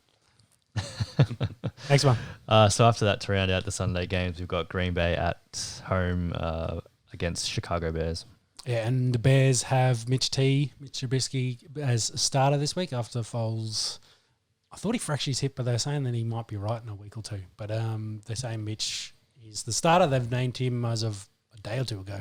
Right. They left it late, Okay. but I don't see them winning. Yeah. Green Bay have had the wood over Chicago for a while, haven't they? Yeah. It's, just a little bit of a danger game because sometimes Green Bay this year, that 24-20 win against the Jags, they look very unconvincing. Obviously, coming off the loss against the Colts, lost the game against the Vikings. They have been beaten by teams you'd think that they should beat. Haven't been hot the last month. Kind of thing, so. No. I still think probably should win this game, and they're pretty short favourites. But That just Chicago offense doesn't horrible. But that Chicago defense is really nice. That was going to be my point. The Bears D would probably keep the score down a little bit, but I think the Packers will still score, 21-28, still have enough, and I don't think the Bears can score that many points. So probably still be a live game in the fourth quarter, but you expect the Pack to win that one. Yeah. Backpack. And if they want to be a serious contender in the NFC, which they really should be, they need to be winning these games. Where Sure. you'd think that they're on paper a much better side. They're $1.23. Bears coming off a 4-game losing streak. That was 4 in a row. Yeah, so I think lost 4 in a row. That had the bye last week. So they were like 5-1. Yeah, Like they're they now started 5 really nice. 5, are they? 5-5. Yep. They started off pretty well. Anyway, what's the Monday and night Tuesday football? games? Yep. So Monday night, we've got Philadelphia Eagles at home to Seattle Seahawks. Seattle. Yeah. Seattle's at $1.35 in this. They've almost had a pseudo bye going from the Thursday night last week to now Monday night. Yeah, That's a so long 12 days layoff. So 11 days. I think we said last time their defense was getting a bit sorted. They had Adams come back healthy, Dunlap by a trade, got a couple of sacks. So I think they'll be too much for Eagles to handle.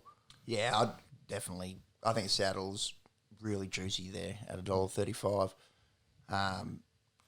Expect to see a big game out of one of their receivers. Which one? Yeah, Always hard to pick. When Tyler goes mad, DK's pretty quiet. When DK goes mad, Tyler's pretty quiet. You'd think Eagles don't have the corners to cover Yeah, both to of go them. with both. Exactly. It depends on the corners. It's usually if DK gets number 1, then Tyler Lockett's going to be open heaps. Yeah. But yeah, Eagles don't have the corners to cover either, so it could be a lot of points. And as mentioned before, there's a slight possibility we see Jalen Hurts play a few snaps in this game. Yeah. Well, he usually does as their Yeah, wildcat, yeah, but as in like you're more taking over. So Maybe a drive or two. all right, then what's left? And then Tuesday night, Tuesday, we've got the Steelers-Ravens, Steelers-Ravens. which we have spoken about. Yeah. My gut is that it gets postponed. The Ravens will absolutely be pressing the NFL to get that game postponed, considering a lot of their big name guys are unavailable. Yeah. If they play it, then Pittsburgh's going to win this. Yeah. I think. By a bit, you'd think. Yes. That wraps up the NFL for the week. A lot to cover, obviously. A lot of stories, a lot of impacts that happen around the league because of all the stuff that's going on. So yeah. What would you like to talk about next? You want to come back home? Yeah, I think we're going to come back home and we're going to talk about all the player movements and some of the stories that are going on in the leagues on our soil. So we'll start with the NRL. I guess the first kind of big story was Michael Gordon, who's an assistant coach to the Titans, got caught up in a drug sting. I think they said they found coke, MDMA, some roids, so the whole shebang for him, unfortunately. And there's a bit of talk that the coach or the previous head coach of the Titans kind of was letting people know that, hey, you know, this Gordon probably there's some history there. The Titans, of course, have some history of you know, the nose candy up around the club, as it does with the Gold Coast. You know, it's a bit of a Gold Coast thing. For all our American listeners out there, it's probably Miami is the way. Miami or Vegas, like it's compare. You know, it's beautiful up there, but it is quite a fast life. Unfortunate that this has come out. You'd think the NRL will probably sanction him a little bit for that. Yeah. We've just pulled up the cricket, actually, which is going on at the moment, and the Aussies are 2 for 262 with 11 overs to go. Another big score looming here. Steve Smith, 75 of 51. Our punters club have got him to be the top scoring Australian. So hopefully he can go on and have another massive knock again. Yep. What else we got here? So just to finish off that Michael Gordon story, Garth Holbrook, the coach, he was the only one. So no one from the Titans organisation fronted the media. They sent out the head coach and put him out there, and you know, he gave some basic answers to it. But it's pretty poor of the club. You send out your head coach when it's more something in relation to the club. And as I mentioned before, they've had multiple of these kind of incidents through the years of the Titans team existing at the Gold Coast. They probably should have done better. So the next story, sorry. Yeah, keep going. So the next story on John Morris, the head coach of the Sharks, a bit of news that he might have lost the team, lost the locker room, because I think he got stuck in a little bit to Matt Moylan and to Fafita, very much to Matt Moylan about, you know, here's your performance reviews for the last couple of years, which aren't great. He's been injured a lot. Same for Fafita. It's like, maybe you should retire. Because he's had, you know, the hip injuries and he's been a bit banged up. Still pretty good. Still good, but of course underperforming. And then I think the story, you know, Wade Graham's the coach is close, not the coach, captain is close with Matt Moylan and Aaron Woods also being close with those guys. It's a pretty close team that they're like, hey, we're not going to stand for this, or they're not like, hey, why are you calling us out kind of thing, but. I think John Morris is very much in the right here. Like most of those guys are underperforming and are being paid overs at the moment for their contracts. Yeah. That's fair. They could definitely do better. You know what I think? I think the age is a big thing. I think often when you've got a coach which is literally a couple years older than you, people do question them a little bit more. Yep. I haven't followed this very closely at all, but that would be my gut intuition, is that some of the guys might think, you know, fuck off, Johnny. You're a few years older than me. How did you perform? Yeah, exactly. Had a good NRL career, but not a big name in the NRL. Not like the guys we're talking about who have all been in the Origin arena or have been around it. Correct. So off the top of my head, John Morris never played Origin. Never won a premiership. I wouldn't have thought. Was he the halfback when they won in that Cronulla team? Maybe. He might have been in the club at that time frame. Was that 2017 they won against Melbourne? Yeah, it was around there. I think so. Can you look at that 2017 Cronulla team? That would be my thoughts on that. So just some trouble in the Shire, in other words, is what we're getting at. So it's something to watch going forward, and hopefully John Morris wasn't a bad coach, and he didn't do too bad with that team last year either. Steve Smith goes to 87. He's rocking him. Will top score now this game. Well done, Tom Jeffrey. Hopefully you're listening, getting a little win there for our punters club. 375 he was, top scorer for Australia. Bit juicy. Yep. Nice. Pretty much if Warner or Finch don't go too ballistic, Smith's the next Warner one. got 83. Yeah, that's what I was worried about. Yeah. So, Keep up with the NRL chat. yes. So Kevin Walters, he did make it to the Broncos training camp. We kind of talked about how he got mugged at Origin, and the following week he was there. And the news they've signed Albert Kelly back from England.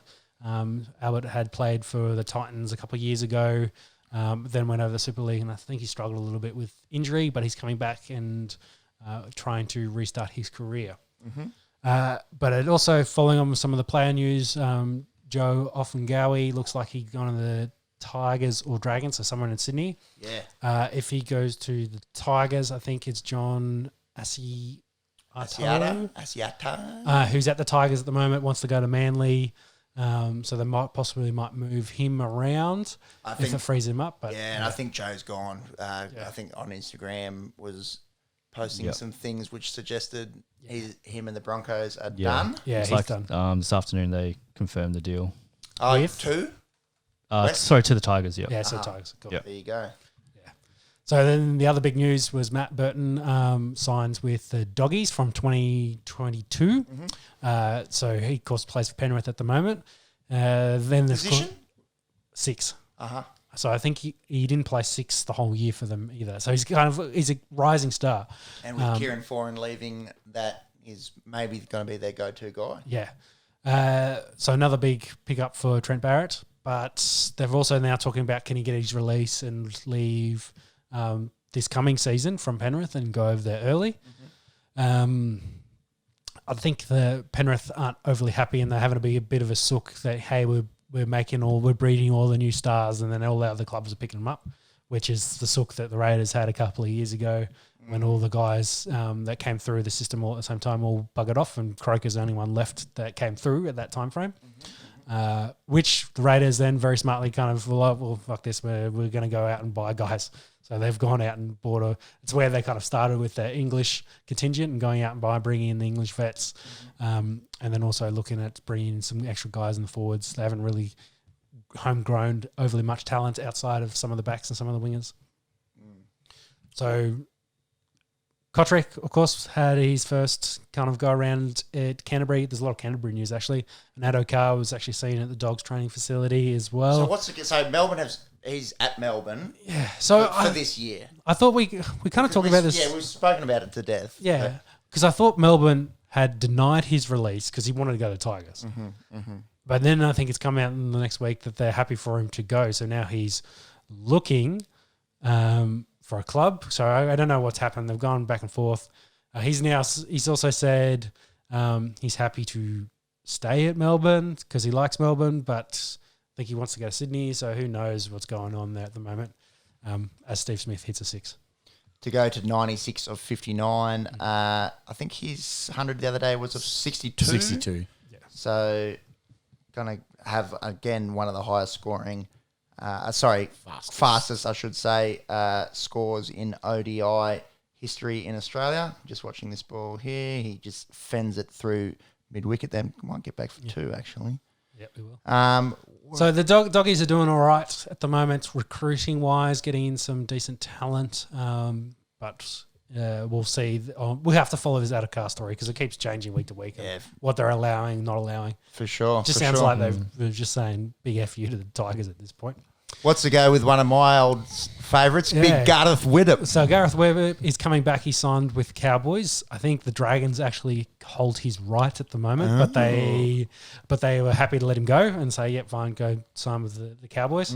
Considering they've got Norman and Hunt and all the other guys underperforming there, so we got too many halves as it is. That we need to focus on. So Jake Clifford has, I think he might have been there 6 or he's coming through, but he signed with the Knights for the following year. So now they've got Weird, but might now release him for an early release. Is it confirmed? Can you just Google that, the Gareth Widdop move to the Cowboys? Tell you what, I've watched a lot of St George Dragons football over the years. One of the toughest players I've ever seen. Just plays way bigger than his body, been through some horrific injuries, and he'd be a really nice addition to the Cowboys if they could land him. Yeah, I think they needed some of the veteran leadership over there, considering Michael Morgan was hurt this year and was underperforming as well, so it might be a good support for him. Mm-hmm. So nothing's been signed yet, but yeah, very likely chance that the deal will be made. Yeah, that will allow Clifford to go to Newcastle. Yeah. I'm a big Gareth Widdop fan. Would love to see him come back and play in the NRL. Yeah. Mm. So how do you say Joseph's last name? Suiali, Suali? I think. So this is the team prodigy we've kind of been covering the story of. Mm-hmm. So there was talk about Rabbits, I think, offered him a $1 a season deal, and then Super Rugby were trying to offer him more money, considering this guy hasn't played a professional game yet. But now the Roosters then kind of came in late as Steve Smith hits 100. Off 62 off again. 62. The exact same number of balls that he made his 100 off on Friday night. We'll get to this later. Yeah. My goodness. Yeah. So Joseph, so the Roosters come late into the story and have now signed Joseph. So the Rabbits are letting him go after he kind of initially said he'd signed the contract with them, but the Rabbits will get some transfer fee out of this. So, and some talk that he might walk straight into the Roosters squad and start straight away. So a bit of a team prodigy talent. 17. 17 GIS. So Is there a rule that you've got to be 18 to play in the NRL? I feel like it's a bit of a I can't remember. I know Benji was probably the last one that I can think of that started very young. Falau? Maybe Falau, yeah. I know Benji was 17. I think Falau might have been 18. Yeah, I know Benji was 17 in like 9 months because he was still in high school or something when he started for the Tigers. And of course, that didn't go overly well with him with his shoulders to start his career. Correct. But Joseph's a bit of a unit. So solid for a 17-year-old. Well built through the legs. They're talking, next GI kind of thing. That's what they're Decent comparison. Yeah, isn't it? Yeah. No pressure on the kid. Yeah. So why the bloody Roosters get well, exactly. Like how the Roosters score him, it's, I think the story goes Sonny Bill got in his ear and then he's now going over and he's like, hey, come play for the Roosters, and now he wants to play for the Roosters. Oh, Steve Smith, stop it. Yeah. Murdering the Indian team at the moment. Just ramped that from about 3 foot outside his off stump. Seabolt. So we talked about Seabolt, I think, was joining some rugby team as a consultant at some point to try and rebuild his career. Yeah. That was a couple of weeks ago. It was the All Blacks, wasn't it? Yeah, it wasn't. Yeah, he's doing video work for the All Blacks. Yeah. Maybe it helped against Argentina. So now he's coming back and joining the Knights as a consultant. So it'll be interesting to see how that all falls out. But odd kind of moving around for him at the moment. Bryce Cartwright. Yeah, so Bryce That's a big signing for Parramatta. He's out now. He's so Steve Smith. Steve Smith just got out for 104 off 63 deliveries. Funny how he's always shot off that one. Always disappointed with himself. Well, if you look at the shot he's played, a perfectionist. He's a perfectionist. Yeah. I think I love Steve Smith. He's borderline spectrum for me. If I just made 104 off 63 balls, I'm not disappointed in the least, especially when we've got guys like Maxwell. Always thinks he can score more. To come in. Yeah, but that's the way he thinks. Well, the way he got out to this, I think his footwork kind of gets all over him. He falls over and he just kind of swipes at this. You see the last shot, he fell over and hit it before. True. Pandia put it even wider this time. Coming back to Bryce Cartwright, he's been a little bit under. Yeah, I think he was hurt this year. He didn't play very much for the Titans. At the Titans. Then wanted out of the Titans. Yeah. To I think go back to Sydney, and then the Eels have picked him up. So looked really good at Penrith in his tenure there, and I think he played Origin, didn't he? I think he played a few games of Origin. Big signing for the Eels. Would be nice to see Bryce get back on track with them. Yeah. So as we see the wicket here. How good's Pandy's first name? Hard Dick. It's Hard Dick. Like it's there's no 2 D's, but just the one. Yeah, let's go with 2 D's. Hard Dick Pandya. Great name. So in the NRL, and his brother Soft Dick. So following on with the Curtis Scott story, as we've kind of covered, he got arrested this year, last year? I feel like it was this off season. Yeah. I can't quite remember. Anyway, he's arrested, getting abused by the Coppers. He's now suing them for a 6-figure payout. Interesting. Wow. And we've spoken about it on the podcast before. Well within his rights, and essentially, he will probably win. So. He was pissed at the SCG. That's all he did.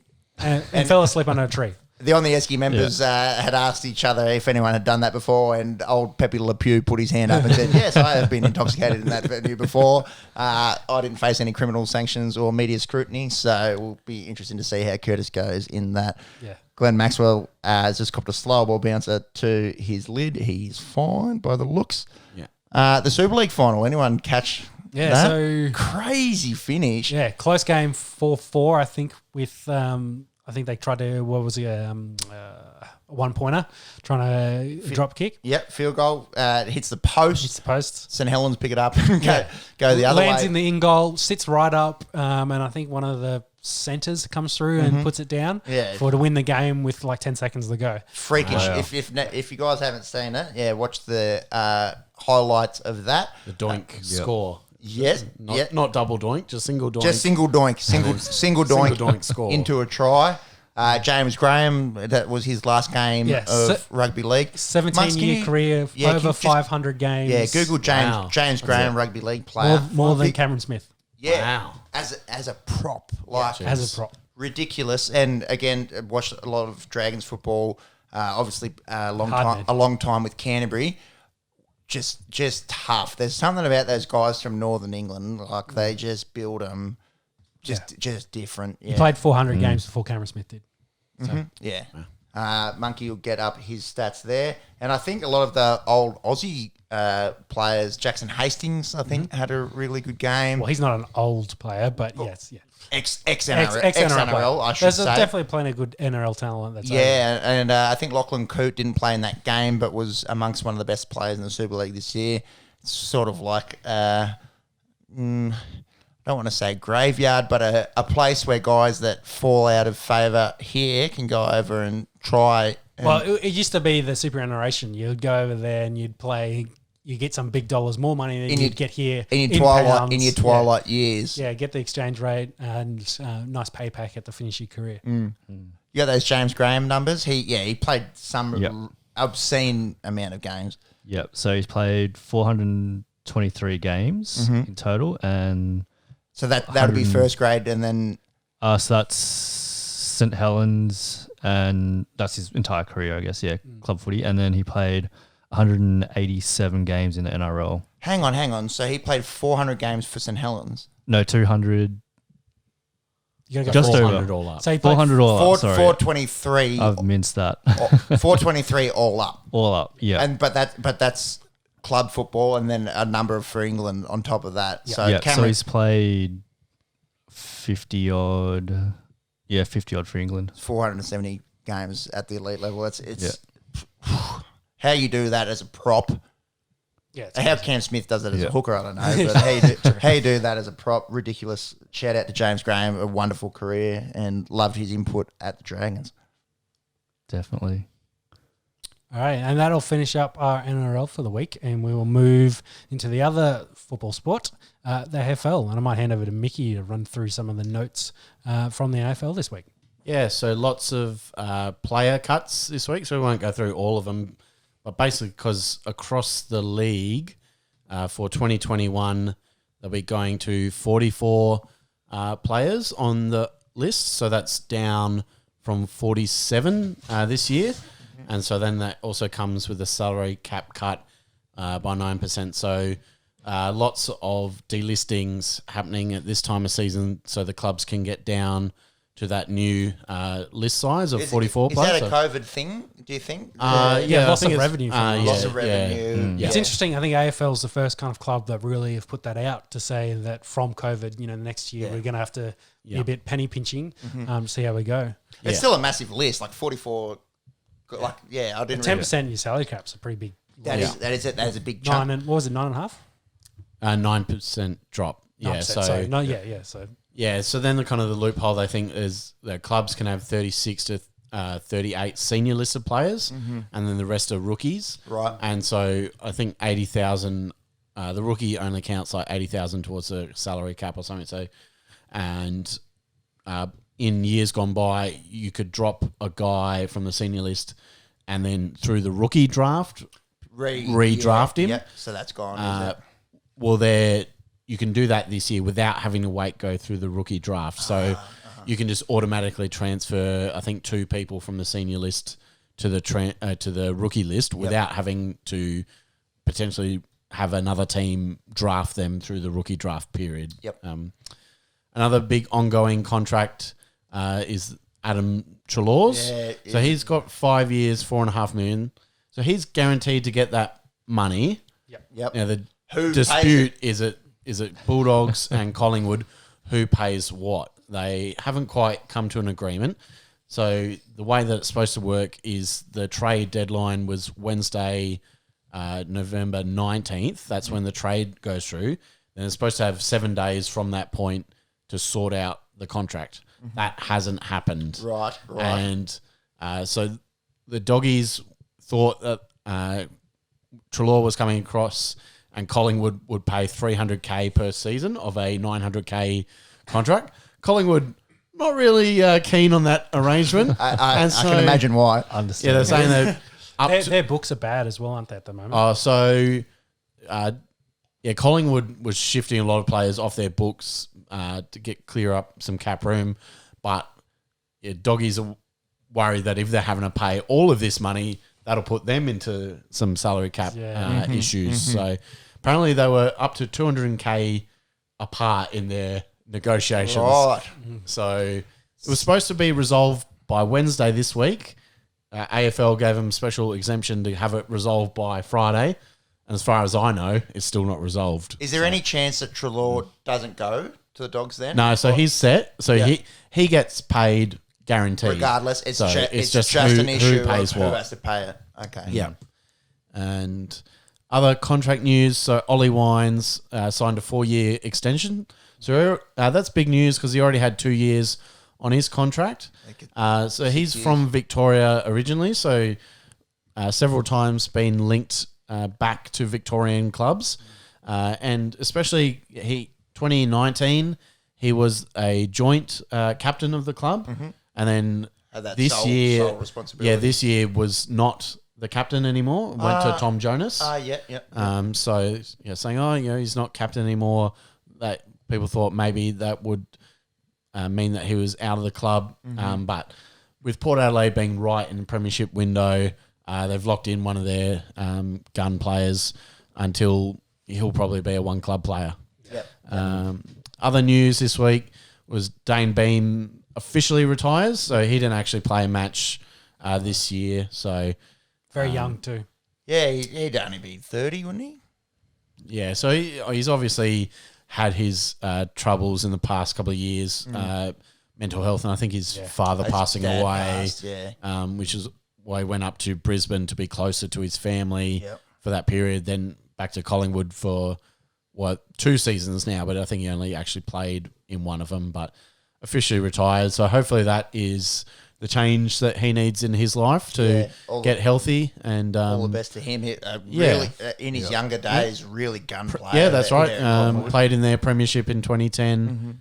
Another player who retired, James Frawley, retired from the Hawks a few weeks ago, caught up with one of his old Hawks mates, Jared Ruffhead, who's now an assistant coach at St Kilda.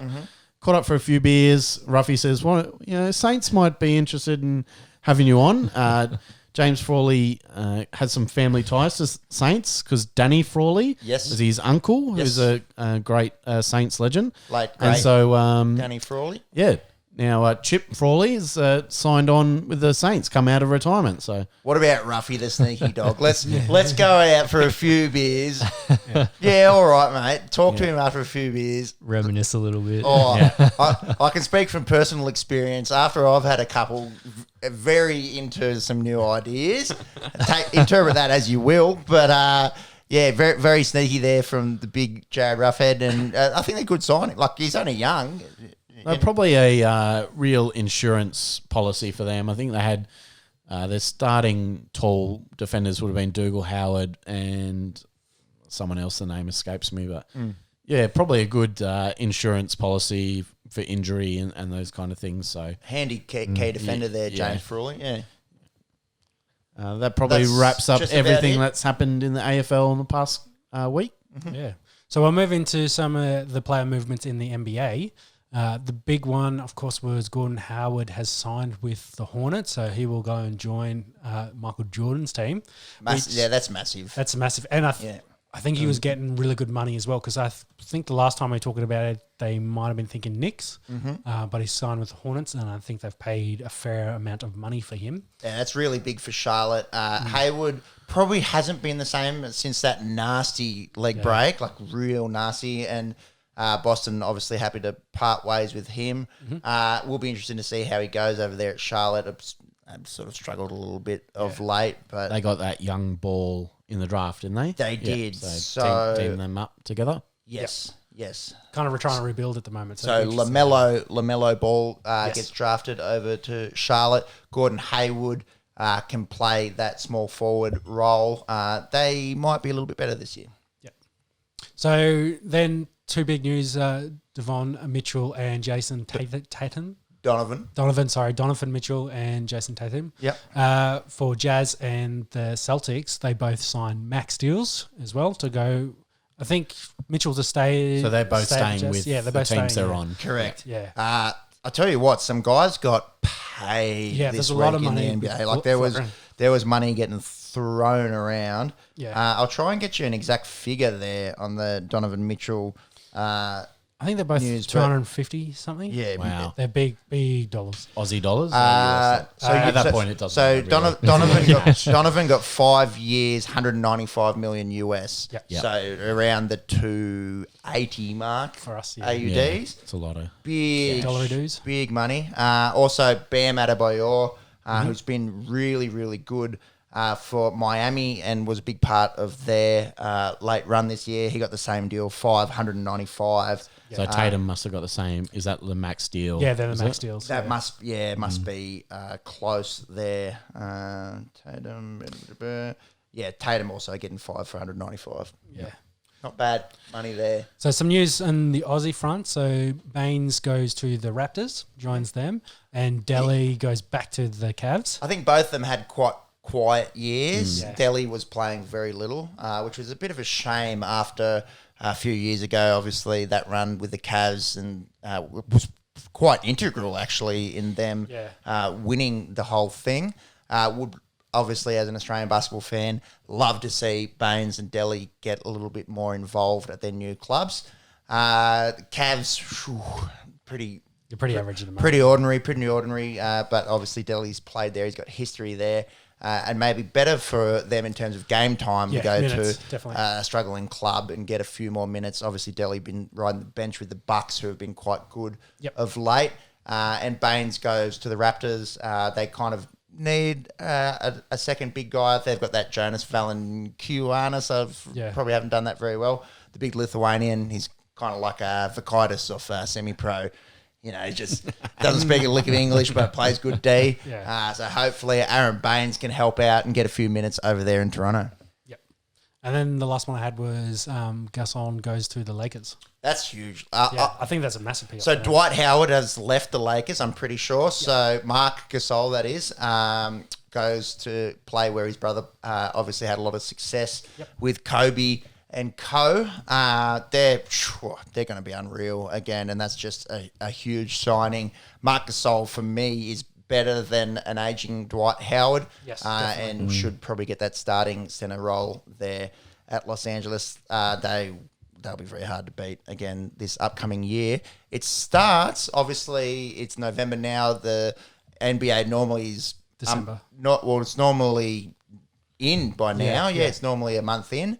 Because of the COVID and everything that's been mucked around this year. I think it's mid-December start there for the NBA, so we'll be able to... Considering it only ended a month ago. Yeah, it seems like it's only just finished. Turnaround. Yeah, so we'll be able to have some in-season NBA news shortly on the Esky. So that'll wrap up kind of quick look at the NBA, and I think we'll jump straight into the cricket with the one-day match, with the second game currently going and the first game on Friday the 27th. Take it away, baby. We'll get into the cricket in a second. Do you remember the year is 1999? You finished school for the year. The Australian cricket team's playing. You go home, you flick on Channel 9, and there's bloody free-to-air Australian cricket on. It's a rort. It's a bloody rort. Foxtel and KO obviously having the deals. Shout out to our friends at KO. We're watching the game live now, courtesy of you blokes. But how does it happen? Channel 7 has made an absolute This on the Esky meal. or on the soapbox? Oh, We fired him up. well, speaking of soapboxes, you bloody put on the television at 2 o'clock on a Friday, and there is it's just soaps. It's just bloody soaps. And the Australian cricket team is playing a few hours away from your house, and you can't bloody watch them play.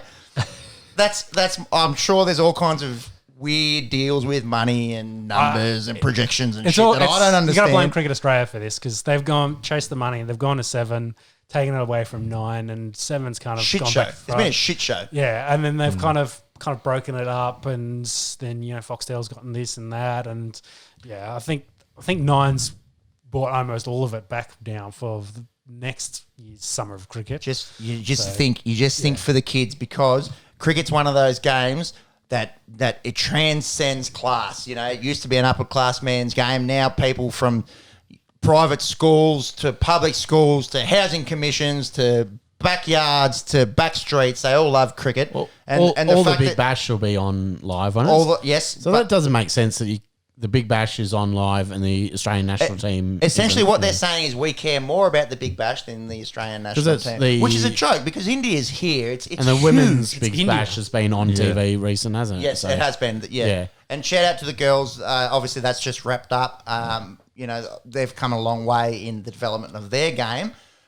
But I'm sorry if all those every single Big Bash game is on free-to-air TV, men's and women's. How can you not get this on free-to-air? It's the reason I harp on about it. We've seen what has happened to rugby union in this country over the last 5 years, with it not being very broadly telecast on free-to-air TV. I do worry, not for cricket as a sport, but for the one-day format and the one-day internationals. Maybe I'm not going to say of becoming obsolete, but I worry that the kids don't get the access to it that they should be getting. They're interested in the T20, so yeah. That's rant over for me. We'll get stuck into the game. Yeah, get stuck in the game one. But yeah, do miss those days, late 90s, putting on the television and watching the Aussie cricket team play in a one-dayer. Wow. Steve Smith, Aaron Finch, Glenn Maxwell, handy.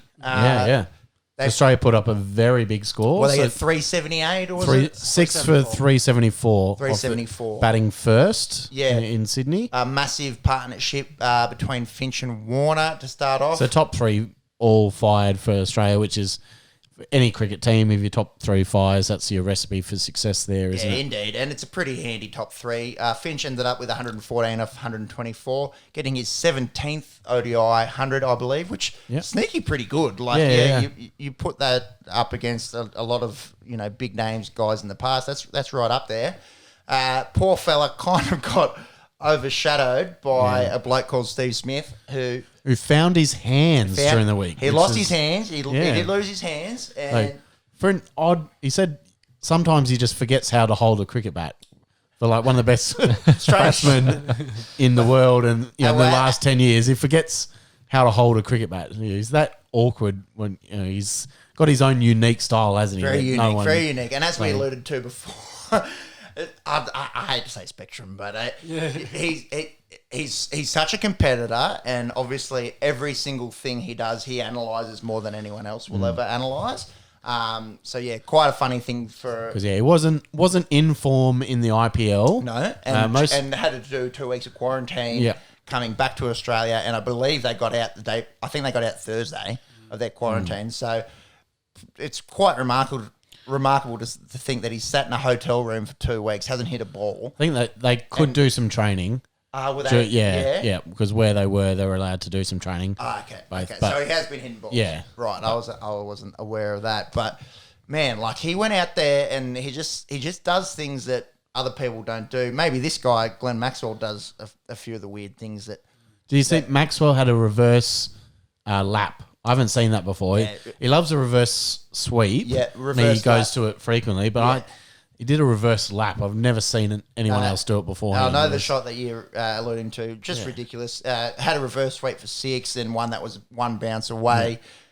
He had a huge cameo. Should say that as well that Smith rode his luck. He was actually given out LBW when he was on 13. Reviewed it, and it was missing the top of the stumps by a coat of varnish. Beastie. Yeah, it was.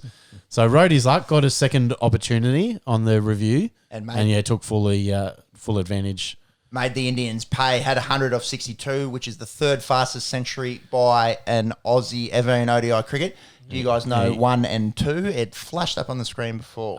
Maxwell and Faulkner. Yeah, I forgot. Poor Jimmy Faulkner, I had forgotten about him. Yeah. We've got him up here in the World Cup final. He was the man. Was the finisher for a while, wasn't he? He was the man of the match. Obviously fallen out of form a little bit, but he owns the second fastest 100 by an Aussie at about 57 balls, and man here, Smith has equaled himself today. Yeah, as of today, so Smith now has 2 62-ball hundreds, and big Glenn Maxwell has the record there on 51. With the ball for the Aussies, Hazelwood was in the 10-over power play at the start, picked up 3 wickets, picked up the important wicket of Kohli, and then Zampa kind of cleaned up the tail with 4 for 54, so they were really the pick of the Aussies. Redeemed himself, Zampa, because dropped Kohli on 1. So Cummins should have had him, should have had Kohli, and then Zampa dropped him. And I think that was both teams were a bit sloppy in the field. 3 catches dropped each, potentially down to that time in quarantine, not maybe doing their normal training and fielding training. So perhaps. There's Kohli getting out the other night. Charged Hazelwood. Hazelwood drops it in short. He goes for a sort of a charging pull shot. That's what you got to do. Very hard shot to play. Because Hazelwood isn't going to give you any short and wide ones. He's not going to give you any loose ones. You got to do something aggressive to get hold of him. And if you don't quite pull it off, he'll get you. And that's, I think Hazelwood got 2 of his wickets that way, and then he got Shreyas Iyer with a bouncer that I had not. I don't think he's played in Australia before. No. I had no idea. Yeah, the quick bouncy wickets, and Hazelwood, a big, tall bowler, really got him with a stupid shot, mate. Like, you got to get your bat out of the way there. He didn't decide if he's going to duck it or if he's going to hit it, and he kind of got in the middle and got himself out. Essentially did a catching practice exercise there for Alex Carey, and then it was pretty much all over. They did bat the 50 overs, but fell well short. I'll tell you what, watching Smith had a big part to do with it, as well as Maxwell. I think the Aussies were on par for about 30 overs into this game. Finch and Warner obviously setting them up, but that last 20 overs, 15 overs, where Smith and Maxwell just ran absolutely ham, very nice to watch, and ended up posting a huge score there at the SCG. It was the 3rd highest score at the SCG. You wouldn't believe who's got the highest. They might go close again today. They're 46 overs in. 345 with 4 overs to go, 3.4 overs to go. So they're getting a hold of Bumrah. He's hard to get He's been up the top of world bowling for a few years. He's just got that action. It's hard to pick up. They've got hold of him because, obviously I think Bumrah, Shami, and then Chahal are probably the strike weapons for India in their bowling attack. And then so they've really got hold of these other guys. Saini, who's I think he's only played 6 or 7 ODIs. Yep. And then they weren't sure. I've seen Pandya bowled today, but he didn't bowl on Friday. He didn't bowl the entire IPL coming off back surgery. Yeah, coming back from injury. Obviously they've needed him today to provide another option because Bumrah hasn't been getting his usual wickets. Chahal's been expensive. I didn't mind the look of that Chahal, though. Like, the Aussies played him very well. It's the first time I've really seen him. It's the first time he's been out here. Nice for India to have a leggy. They haven't really had a quality leggy since Kumble. So be interesting to see how he goes. I'll tell you what, he's just a little bit one-dimensional. Like, it feels like if you get Kohli with Rohit Sharma not playing, the they look very vulnerable. And I think Shikadawan and this Agarwal, he's had a really nice start in his Test career. He's already made 3. He had a good IPL. Him and good KL Rahul at the top of Kings 11. They need to step up and be the Warner and Finch to Coley Smith in this series. It's going to be hard for them to win from here. The Aussies look like they might put on about 400. But it's interesting that Australia-India series coming straight off an IPL where, Finch and Coley were teammates a couple of weeks ago, now opposing captains. And so you think these guys have just been in and around on the same teams for the past 2 months and now on opposing teams. So a few kind of interesting things like that where teammates a few weeks ago, now opponents. So it just adds an extra little, Australia-India doesn't need any extra spice, but it's just adding a little extra spice. It's gone from medium to hot vindaloo. Follow on your comment from a sloppy team, sloppy in the field before they dropped. It was either Labuschagne or Maxwell just before. Loose bus change. It was loose bus change. Manus Lasagna, Labuschagne, Jadeja normally quite good in the field. He'd be their best fielder. I'd say so. A reasonable, should've pretty much a sitter at that level at long off there. So perhaps, a little bit rusty in the field there. So Aussie's obviously in box seat of game 2, going to post a score more than 350 batting first. You'd think, odds on to defend that. You seen Coley's record chasing? Oh, unreal. Like it's averaging like 60 plus or something. Yeah, it's like I think it's 70 plus. Yeah. Wow. Yeah, loves chasing, and his record as captain. I had that up on Friday night, and it's like his average as captain is like 20 more than any other captain. Probably doesn't love chasing 370, 380. And as we alluded to, needs some help from guys like Agarwal, Darwin, and Rahul. Love having the cricket back. Love it being on television. Few next week, a couple of games in Canberra. The third ODI, first T20. So I'll be there with exciting with bells on both. On the Esky boys chat about some local cricket. And obviously growing up, didn't really get international cricket here in Canberra, so the fact that there's 2 in 3 days is making me a little bit horny. That'll finish up our cricket chat, and we will move on. I'll probably touch very, very quickly on the Formula One. So the races tonight, it's in Bahrain. Hamilton, Bottas, and Verstappen are your 1, 2, 3, and Ricciardo is in 6. So that's probably the main stories for Bahrain, as in the race will start this evening. Then we'll quickly jump into a bit of the UFC and some boxing news. So UFC 255 was last week. Bullet dominates. So Shevchenko. She, I think, dropped only one round where she was got taken down and was pushed a bit with the wrestling, but otherwise completely dominated the fight. It looks like she will possibly fight Jessica Andrade next, who has come up from strawweight. So she had the title at 115 and has since dropped that and now come up to 125. But I don't see anyone beating Bullet anytime soon. Shogun got knocked out. That's probably should be his career. He's quite old now. He's getting I think we looked this up, and he's he wasn't as old as we thought he was. He's but sneaky he was old, young, but he's like 37, 38. But he's been around the block in MMA circles for a long time. I think of his last 10 fights, he's lost like half of them by knockouts as well. So I think he's probably done. So then the main event was the featherweight championship. How do you say his name? How do you say that? Devinson. He won with a quick sub in the first round to take that fight. Looked much bigger than the other bloke. I think it was Alex Perez. Beat him easy. Well, I don't want to say easy. Alex attacked him early and he took him down and subbed him very, very quickly. The interesting story about this is he's now backing up at 256, which is in 2 weeks now. So it was 3 weeks from the fight. So it's a 3-week turnaround for him, fighting against, how do you say that? Is it Moreno? I got that right? Moreno. So Brandon Moreno, who fought on the undercard for this fight as well. So they're going to fight for the belt.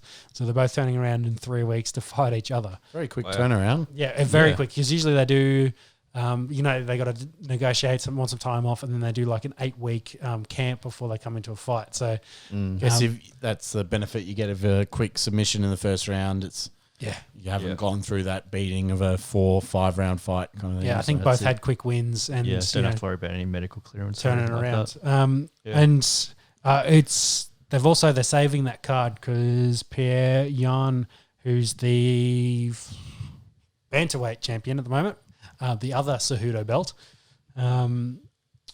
he has withdrawn for personal reasons, couldn't get a visa, a whole bunch of other things.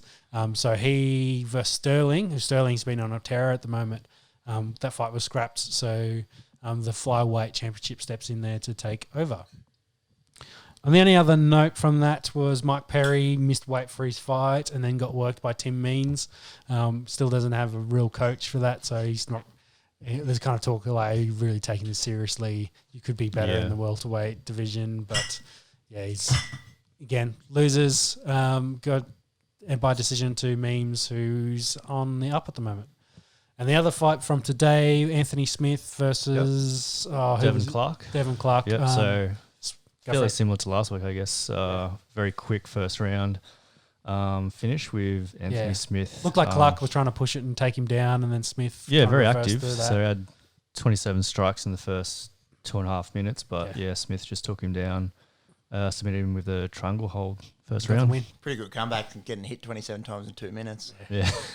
I think he tried to start aggressive and then got some early attack and then tried to take him down, and then Smith reversed it and his ground game was just better and worked him into a triangle choke. I think it was the finish.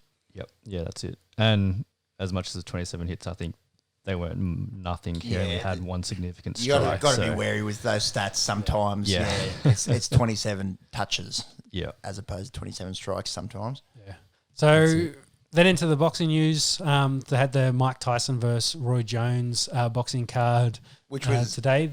As we were broadcasting. So Jake Paul got a TKO on Nate Robinson to start with. Former NBA player. A little bit of a mismatch in terms of size. I think Jake Paul's probably got 6 inches and probably a fair few pounds on him, but obviously going up against a professional, athlete, former professional athlete. Boxing very different to the NBA. So he gets a second round stoppage against him. Nate Robinson, 5'9" and can dunk. Yeah. I'm 6'6" and I can't dunk. I need to try, but it's close. I think it's difference in the calves, but anyway. Guess who's training calves all week this week, and we'll see no results. Jake Paul. He wants. I think that's his third. I think it's his third fight. No, it's his. Yes, it is his third professional fight, and he's beaten Anthony Gibson, and I think that's. He had that professional fight. He didn't fight on the other KSI fight. So he's had those 2 professional, and he had 1 amateur against Deji, who's KSI's younger brother. See, he wants Floyd Mayweather? He's been getting up in his grill on Instagram. So stupid. But anyway. But you can see he's a big guy. He's got big guy. It's a weird, this exhibition type format, very hard to analyse. If Logan would land one on Floyd, he could knock him out, and he's shown that today with Nate Robinson. So I definitely would be interested in watching it. Yeah. So then for the Mike Tyson Roy fight, from what we saw, very much of a hug fest. I think bit of a snooze fest. Wasn't I think Roy took it by decision on. Actually, no, there was no. It was a draw. It was a draw because this is one of the things through the week. There was no judges for this, so there was no scores for it. So they couldn't go for a knockout, and they weren't going to judge it. But there was unofficial. How do you win? Yeah. So there was an unofficial scorecard. Yeah, they had celebrities doing the scorecard. Oh, you're right. Yeah. Okay. So this was a bit of a letdown. I was very excited, and that it was 2 old men fighting. Two very good shape, killers, former legends fighting. But it did sort of lack a little bit of that knockout power. They were told not to try and knock each other out beforehand. A little bit of a letdown for me. Then there is talk that they might do a 2 and 3. Why? I was about to say because, Good for after today. Well, they both made 10 mil supposedly from this. good money for it's good for money for them. Good for the sport of boxing for young people to have a look at these guys. Go back and watch the YouTube clips of them. Absolute assassins back in the day. Yep. Today a little bit underwhelming. Can the marketers pull the wool over people's eyes a second or third time? Yeah. Probably, Maybe. Probably when a guy's got a name like Mike Tyson, even Roy Jones Jr. Won at 4 divisions at four weight classes, never been done before. Unreal fighters in their day. Today a little bit lackluster, but yeah, I'm sure this won't be the last time we're talking about them. Yep. So that'll finish up fighting news for the week, and we'll move into a very small soccer note. Diego Maradona died during the week at the age of 60. He died from a heart attack. I think he was in hospital. Yeah, he had at the time. a brain surgery. Yeah, he had a brain surgery a few weeks ago, early in the month, and yeah, he's of course he's been out of sorts. The drug use is very well known. For him. Yeah, very sad news. Obviously. He's got that footage of him from, was it the this is earlier than that. It was 2014 World Cup, I think. Oh, yeah. It was, when he's pretty much in the stands. doing bumps. Just bugled out of his eyelids, just going absolutely mad. But you don't want the post-career to take away from the career. Probably one of the best 5 footballers ever to grace this earth. With Pele, he was the player of the century, of the 20th century joint. Yep. So him and Pele, very high regard. And then I think you have to have Messi and Ronaldo in the conversation. A conversation we can get into another day. There's plenty that you could say there. Just obviously passing our condolences over to Maradona and Argentina, missing a legend. I think the English fans might have been the only people that might have taken this a little bit less empathetic than they should have. Obviously, the hand of God, probably most famous for in that 1986 World Cup final. But sad news, a legend of the game and a legend of sport leaves. 2020, man, pretty shitty year. So, rest in peace, Maradona. Definitely. And condolences, of course, to the family. Yeah. Because he's got a very large family, of course. Yeah, massive family. Yeah. So, yeah. And I suppose to the whole country of Argentina, really. Yeah. Well, I think they're having 3 days of mourning or something. Yeah, I think they did have 3 days of mourning. It's hard to compare. It's Hawkeye died last year. And it's not even on the same level. Like it'd be like when Bradman died. I think it's the only way to compare. Well, even I think because Bradman he was in his 90s.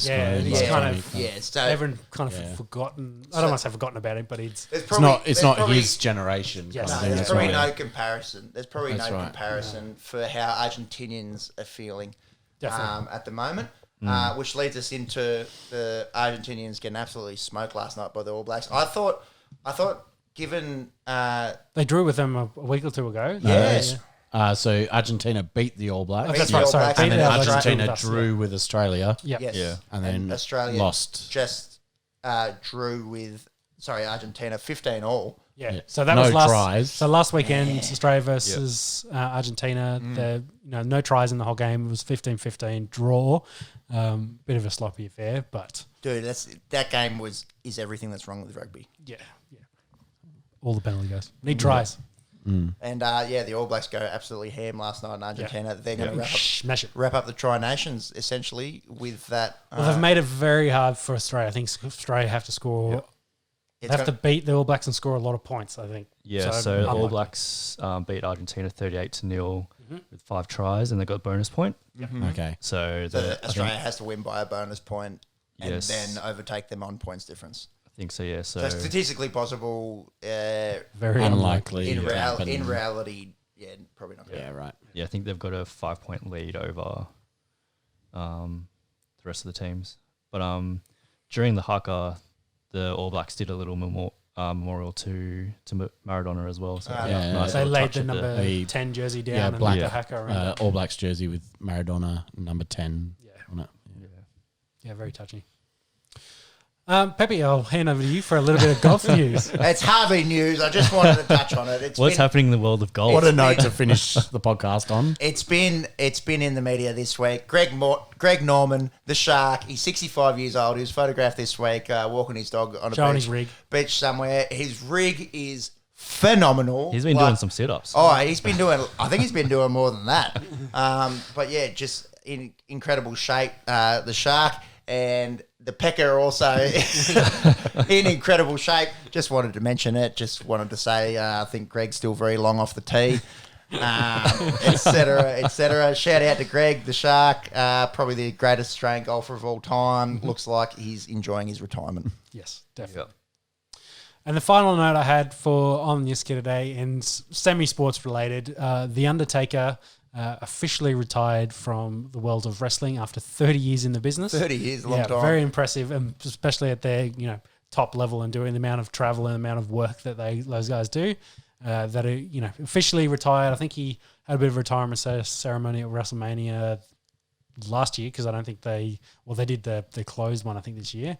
But he wasn't at it. But they officially retired from the world of wrestling a couple of days ago. One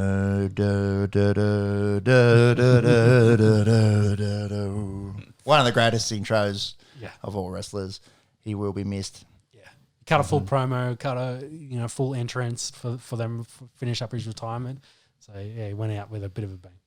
We cover sports. We cover sports entertainment. You get it all here. Shout out to The Undertaker on the Esky. That'll wrap us up, won't it? That'll do us for this week. So we covered, of course, the NFL, the week that was and the week that will be. We went through all the player movements for the NRL, AFL and NBA. Had a quick check-in on the Formula One and the MMA and boxing. Covered the cricket as Australia are now 3 for 82 with 3 to go. 382. 300. That's what I said 382. You said 3 for 82. Oh, whatever. Anyway, he's just hit another 6. Maxwell, So Maxi's going 4 for bananas. 388. Maximum for Maxi. So the Indians will be chasing 390 odd. You would think that would be a very tall task. Oh, if he hits 260, they'll hit 400 on the dot. Ooh. And we'll see you next week on the Esky. Obviously, the NFL in full swing. Yep. The summer of cricket underway here. There's a bit of APL that we could get to. Definitely. There's always something to talk about. There's always something to talk about. Yeah, we should probably get stuck into that because they're deep in their second lockdown at the moment, and it'd be interesting to see how they're doing as a league at the moment over there. And if we run out of sport one day, there's always Greg Norman's cock. And that is on the Esky. Thank you, everyone. Thank you, boys. Thanks, boys. We'll see See you you all later. next week. See you next week. Bye. Bye.